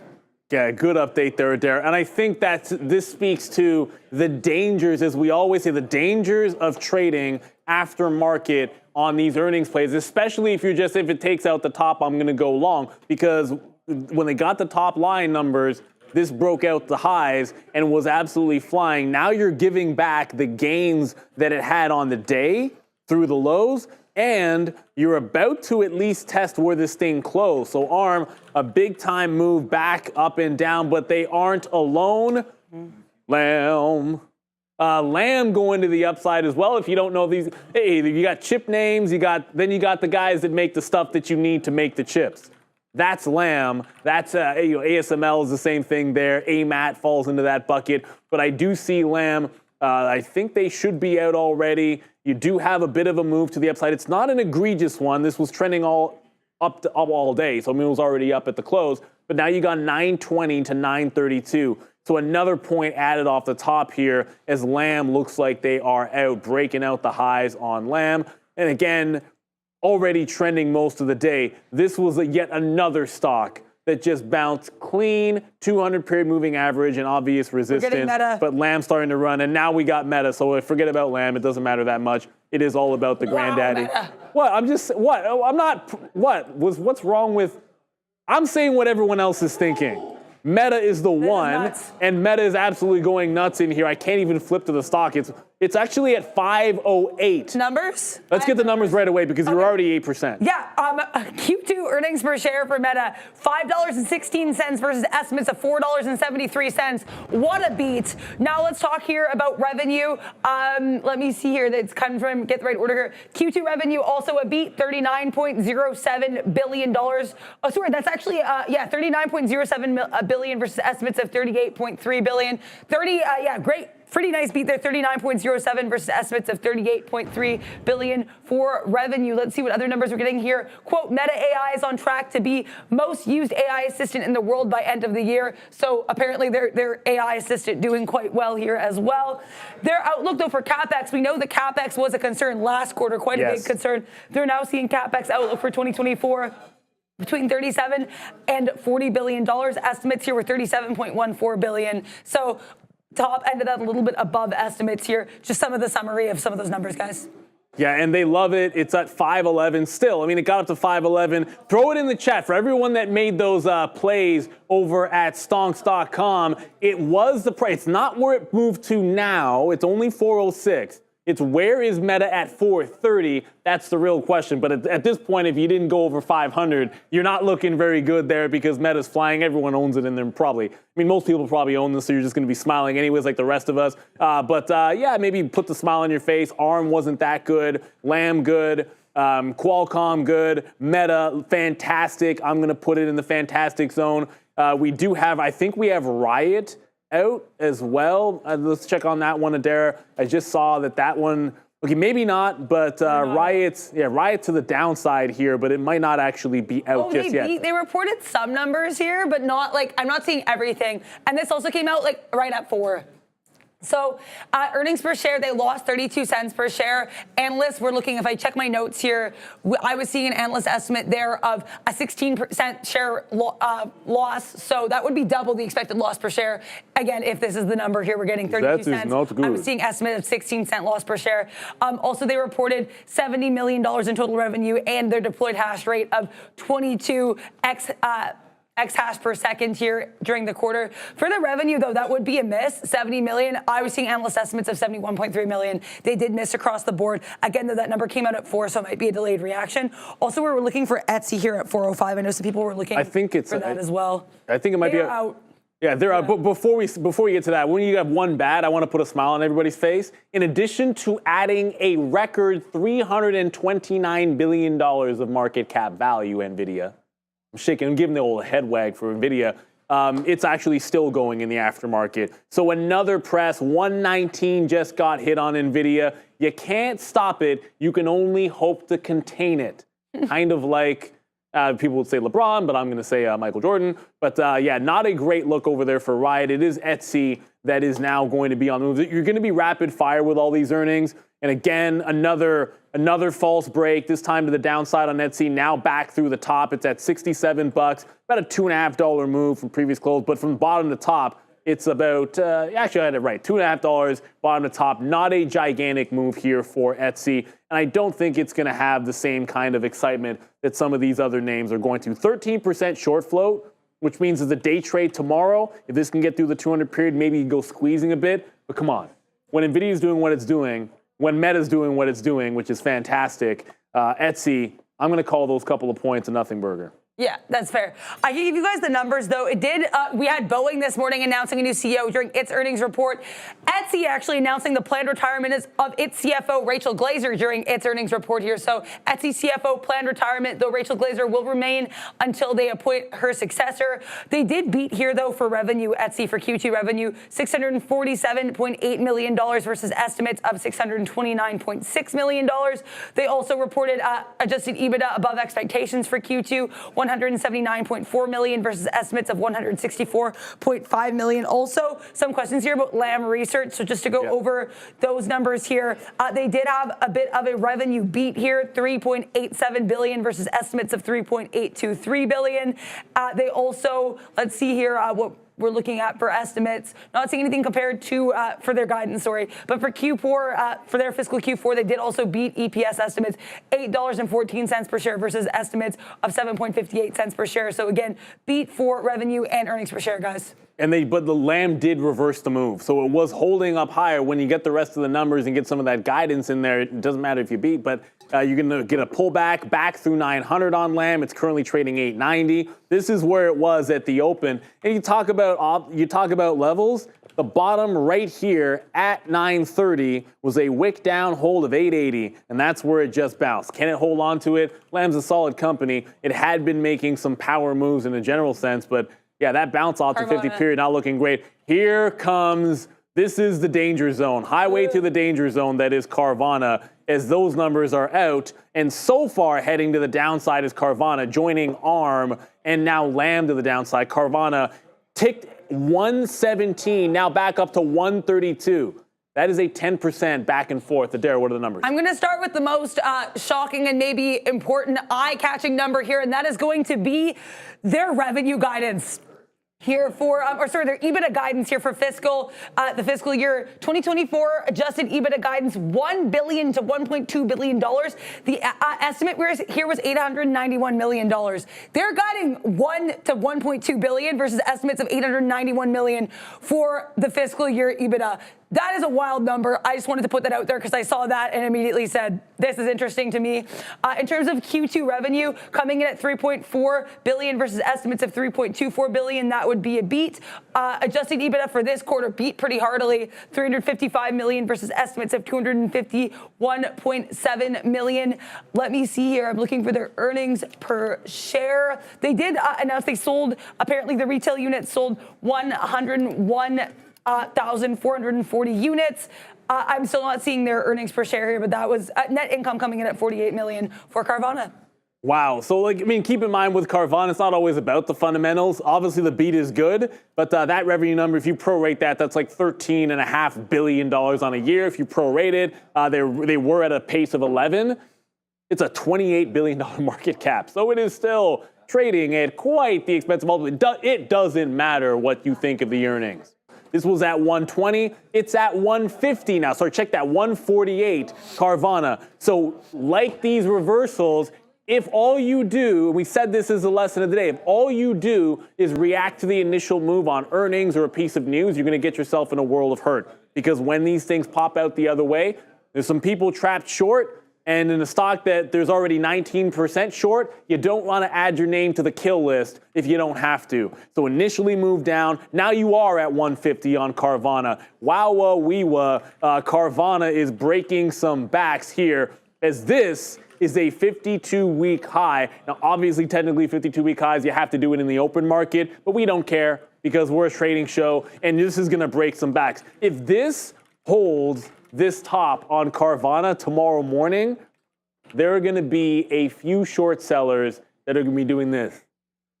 Ugh, not good, not good. I mean, to each their own, right? Like, I'm not here to tell you that Carvana is a great valuation, but let's be real for a second.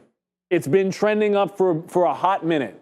Back when Morgan Stanley called these bad boys price target of $1, it's been nothing but ripping faces off, regardless of the valuation, regardless of what anybody thinks about those earnings. There's no such thing as good or bad earnings. There is only the numbers that come out and the stock's reaction to it, because the price never lies, Adara. That is true. Yeah, these numbers are pretty wild here. Yeah, I'm still trying to react to Carvana's earnings myself. Meta steadily trickling to the downside after popping up as high as, it looks like, almost 516 here from what I'm seeing. But yeah, just some more comments here coming through Meta. For Reality Labs, apparently they're expecting 2024 operating losses to increase meaningfully year over year. So some losses expected from Reality Labs. If you recall as well from their last report, a lot of the concerns that analysts were having were with Mark Zuckerberg's emphasis on the things that Meta is not known for, like AI or glasses. So this Reality Labs losses could be an interesting thing to keep an eye on with analysts. Just something I noticed here, guys. Yeah, we know it loses money. Obviously, it's a sore spot for a lot of people, Reality Labs. If you're checking in on your bets from stonks.com, you still have 15 minutes to go for that. Mm-hmm. So Meta bounces off 488 here. It got as high as 515. And it is, like, we did look at the daily chart very briefly, but it is worth mentioning that at this price, you are at the 50-period moving average. It's not in the middle of nowhere that it seems like it's settling down. This 488 to 495 area, that $5 to $7 range in here, that would seem like a pretty big level. Obviously, breaking out the 500 would be a reversal of this downward trend. That's what we all want to see. Let's be real. We're all more happy when stocks go up than down, right? I have no issues if Carvana's in the dumps, taking a trade to the short side. Pinterest was a great short today, but everybody, when meme stocks or when high short float squeeze names break out and hold highs, that's exciting for traders. Trying to catch dip buys in these is always going to be a little bit dangerous, but so far, so good there. Meta certainly did well. Rivian Millionaire, I'm with you. They definitely did well. Even if they pull back a little bit, that's fine. I think the concern, if you're looking at the names that we're following right now, ARM is still at the lows and trying to find a bottom. And it's not doing a very good job. There's a couple of bounces here, one at 134, one at 130. As you said, Adara, it's the guide that they didn't like. And when I pop up this daily chart to see where could you hold on ARM, I know I'm not going to get a stink bid here, Phil. I think I said this maybe a few weeks ago. This gets into the 200-period moving average. I'm buying it out in front of it. That's an obvious level. But right where it's bouncing now, about 125. Remember when we lost the 120 level? It was consolidation 125, big move down at 120. I think that's the zone. 120 to 125 is the spot that I'll be watching if you get continuation. The fact that it's only down 0.11% is deceiving, Adara, because every chip name, as you can tell by the SMH leading the charge in our ETF watch, all the chips were up. So the fact that you're now down on ARM anything is a huge retracement from some of those highs. So they don't like that guide on ARM. It was always a high valuation. Nothing has changed here. This is a $139 billion market cap, and they do $3 billion in revenue. Think about that for a second. No, think about that for a second. $139 billion market cap, $3.2 billion in revenue. Now, I get it. Every single phone, or 98 point something % of phones, use ARM technology, and you're not making phones without ARM technology. So yes, they're everywhere. And yes, they're going to benefit from AI, is you're going to get a refresh cycle, all of that good stuff. But there are reasons why the stock could go down. That said, there's not a lot of shares out there. And it's not like SoftBank has been selling like everyone thought they would. And Intel and NVIDIA, who are invested in this stock, they ain't selling either. They're holding on to it forever. Heck, NVIDIA wanted to own this company outright, and they wouldn't let them. The regulators wouldn't let them. Can you even imagine if NVIDIA owned ARM? Talk about ruling the world at that point. You know what? I'm not to get political on it, but there was probably, if you believe in antitrust law, probably not a bad idea to not let NVIDIA own ARM. Let's be real for a second here. Although I'm an open market guy. Qualcomm, just a couple of things that are also moving. We talked about NVIDIA moving aftermarket on sympathy to a lot of these. I just wanted to point out, Qualcomm breaking out and then holding some highs here. It's up 15%. So you've got a lot of crazy moves in here today. I don't want to dwell on, like ARM obviously a big move to the downside, Lam a pretty decent move as well, Meta doing fantastic. So many earnings to talk about here, Adara and Qualcomm busting it out, now 15%. It was up going into, going into this, but big pressure to the upside, not quite at the highs of before. It was a 195 top, pulling back into 188 here, and now continue to go higher. So I don't want to sleep on them as well. No, these Qualcomm numbers are insanely good. I just looked at them again. It was like, oh, are these as good as I remember them being? Yeah. They are. We did, again, beat here for adjusted earnings per share, 233 versus estimates of 225. They beat on revenue as well, 9.4 bill versus estimates of 9.217 bill. And their outlook also quite a bit above expectations, at least on the upside. So Q4 revenue, they're seeing 9.5 billion to 10.3 billion versus estimates of 9.71 billion. Their earnings per share outlook also stronger than expectations. So it's like a pretty good look across the board here for Qualcomm, especially with guidance seeming like this is what's putting this one over the edge compared to ARM, which also, again, beat on earnings, actually quite a bit for revenue, but missed on guidance. And I think one of the things you're seeing here in the SMH, if you're watching the semiconductor index, is you have Qualcomm doing really well, you get Lam kind of pulling back in there on their guide, and so it's been a bit of a mixed aftermarket specifically for the SMH, which led the way today. Like NVIDIA led the way in any kind of a real sense. NVIDIA led the way because that's where the money was. 329 billion plus of market cap added there. But the top sector, obviously, today is we can move to sector recap. I think all the big earnings are out at this point. I don't know if we have anybody that's going to be left. All the big earnings are out. But SMH leading the way was a very, very strong day. A little bit of a hiccup here in the aftermarket. But the last time I checked, if you're making higher lows and higher highs, you are in an uptrend. And a little birdie told me that a long time ago. And it would be nice if all you simply did on the SMH was drop into the previous top, our March high, our May consolidation, and now potentially, don't jinx it, Neil, our July low. And let's see if we can get to the 50 period tomorrow for the SMH. I think the trouble is going to be a bit mixed aftermarket so far. But good look for them. They weren't alone. The Qs put on, I guess we kind of lost that 3%, but who cares? If you don't like 2.97% and you care about a round number, that's a problem.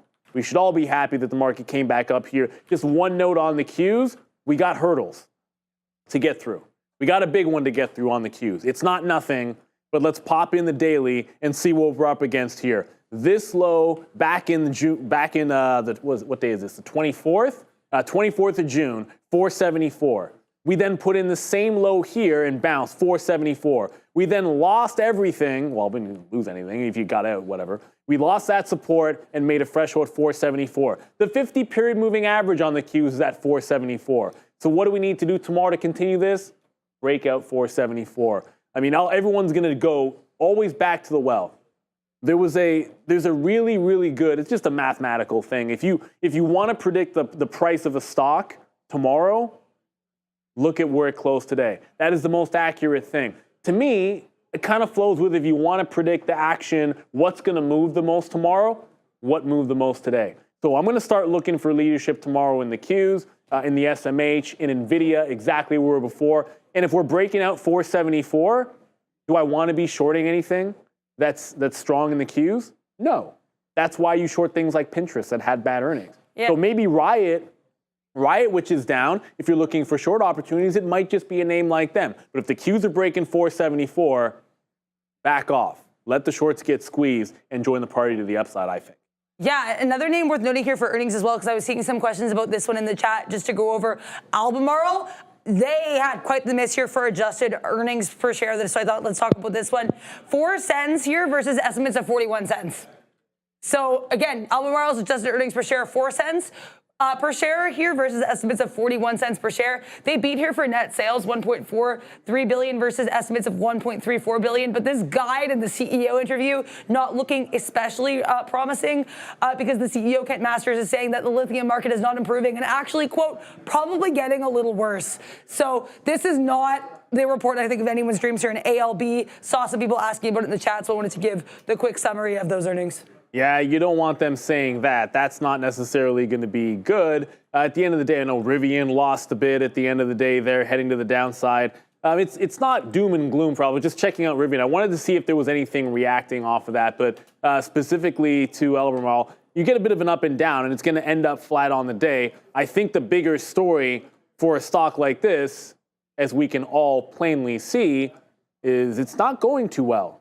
And we talk about catching a falling knife and why it doesn't always make sense to do so. I don't mind dip buying a stock. Like, if you believe in a company for 10, 15 years, like, they're not going anywhere. I was talking to the driver that's driving me every single day. He was asking me about, like, oh, this, that, and whatever. Like, what do you buy? I'm like, I buy the market regularly. I buy things like Apple. I buy things like NVIDIA. Those are the things I'll close my eyes and buy on dips when they get to a level. Things like Albemarle, no, not really. There was a moment for these lithium names. And maybe there will be another moment. But show me that you've made a bottom, round that bottom, maybe take the 50 or 200 period moving average, or better yet, both of them, and break the trend to the upside. This was going to have to do something spectacular for me to like this for a long, one way or another. But what a nasty, nasty move as well. I just saw in the chat, XDAMI, I don't know if that's your name, XDAMI, they're asking, where's Intel? Tomorrow. Yeah, they don't report till tomorrow. But in a general sense, down is where Intel is. Down here is where Intel is. Now, there's something we like to say on the show, on the midday show, Adara, but I see this. I own Intel shares. Okay, I was a buyer at 25. It is what it is. I did sell some for profit, so like that was the only good thing about it. But if you lose this 30 area, it's more like 29.70. That's bottom break. Flat bottom break.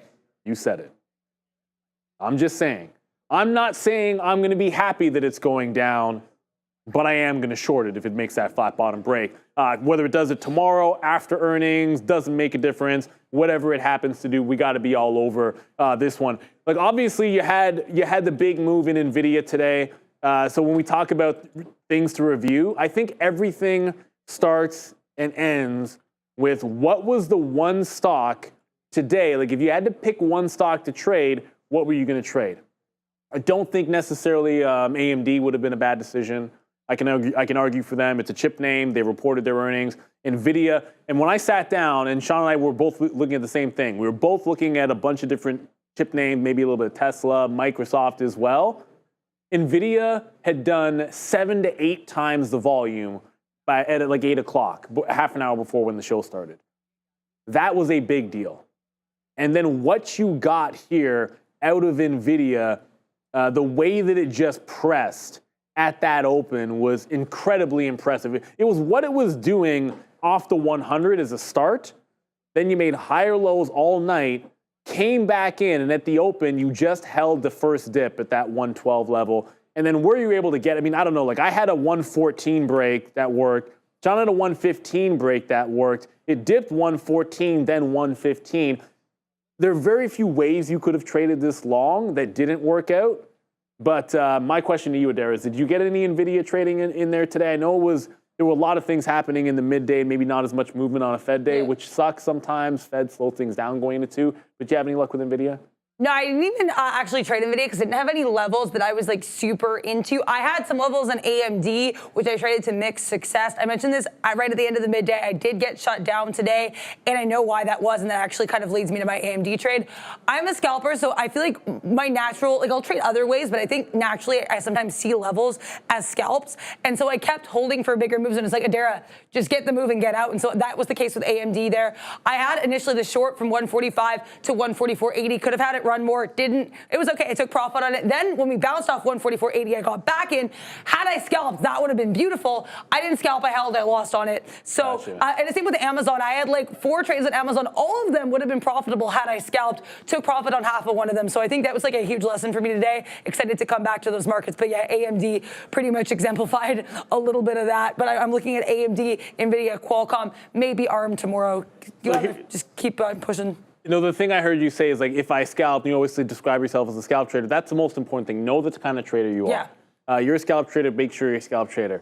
I know Sean is a trader who likes to, he goes into the level where a lot of people might stop it, or even just, he likes to get in, and as it's stopping people out, maybe hold on to it. So that's gonna be the way he likes to trade. I like to trade very station to station, technically speaking. A lot of that probably stems from my early successes were on small caps, on penny stocks. That was just absolutely, it was gold to trade things that way, but as long as it works for you. I try not to get wrapped up on what the person next to you, their style of trade, what works for them. It doesn't matter. It's what works for you as a trader. Like, don't worry about somebody else's P&L or somebody else's trade. Worry about your plan of action. Stay laser focused on your plan of action. Kind of like in the 100 meters, man. Like when I would, just a quick little story. I know we're getting on the rundown here, but I was a sprinter, and I had my best success. I wasn't the biggest, strongest, or fastest guy, but I realized if you're not expected to win the race, the best you can do is run the fastest and perfect race that you can. And so when I would get in the lane, right before they're saying on the marks, and I'm in my lane, I would get myself in a zone. There was nobody but me in that lane. And if there was a false start, I took it really far. If there was a false start and everyone's taking off down the blocks, when you're turning around going back in the blocks, I couldn't break concentration. I was still like this, and I would walk backwards because I was on the finish line, and I'm in my lane, and there is nothing else. And I would walk backwards, and my head would go down to in my lane, and I'd get back in the blocks. The second I was locked and loaded, ready to go, and you'll see me on the show, I do the same thing. I am laser focused on what I'm watching. I don't care what's going on around me. That's what you got to do when you're trading. Just a quick recap before we get to the roll call here. We had a lot of earnings after market. Meta, the biggest, the baddest. It's holding, and it's about 429, so it's going to be in the 495 range. So anybody that was betting in the 495 range, it looks like, I don't know what the exact level is going to be, but if you're on that stonks.com, I think 495 change is going to be the winning guess for sure. They were good. They're now up 7%. It was as high as over $500. I think 513 or 515 was the high of the day. Qualcomm had strong earnings. Bit of a mixed bag for Lamb there to the downside. ARM kind of took it on the chin. Riot went back and forth a little bit there. But wow, what an unbelievable day. Carvana ripping some faces off there at the end. But you know what to do. So I want a couple of things here before we throw it to Adara and roll call. Shout out to the entire Trader TV Live team. Shout out to Ramin doing a fantastic job. Fabian's gone and Ramin's over there kicking butt. Shout out to Bears versus Bulls. But drop your name. Let us know how your day is. Give a thanks to everybody in our community, including Adara's going to do the roll call, and let us know what your guess was on Meta at 430 to see who might have actually taken this bad boy down.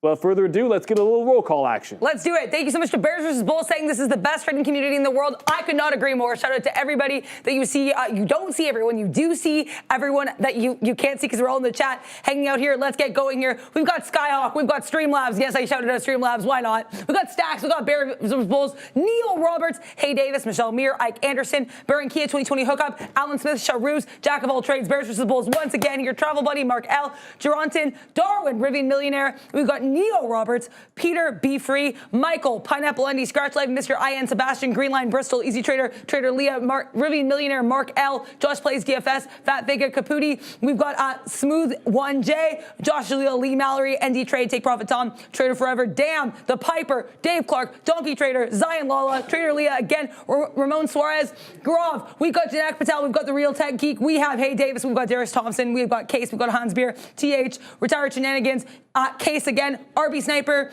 KK, I'm saying that one very carefully. We had here as well RTJ, we got Sebastian again, Chef Joe, Damo Moore, Stacks, hopefully everyone made some stacks today, I don't know.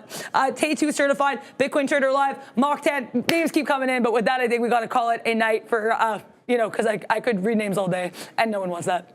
Yeah, they do. But shout out to you, Adara. Fantastic job as always. What an awesome community we have. Good luck to everybody who put those bets in. I thought I saw someone put in that it might have been 495.81 was the actual print on Meta at 4:30. So still obviously an up day. Unbelievable day for NVIDIA. Unbelievable day for trading. Unbelievable day for the market. Unbelievable day for our show and our community. And it's going to be right back to it tomorrow.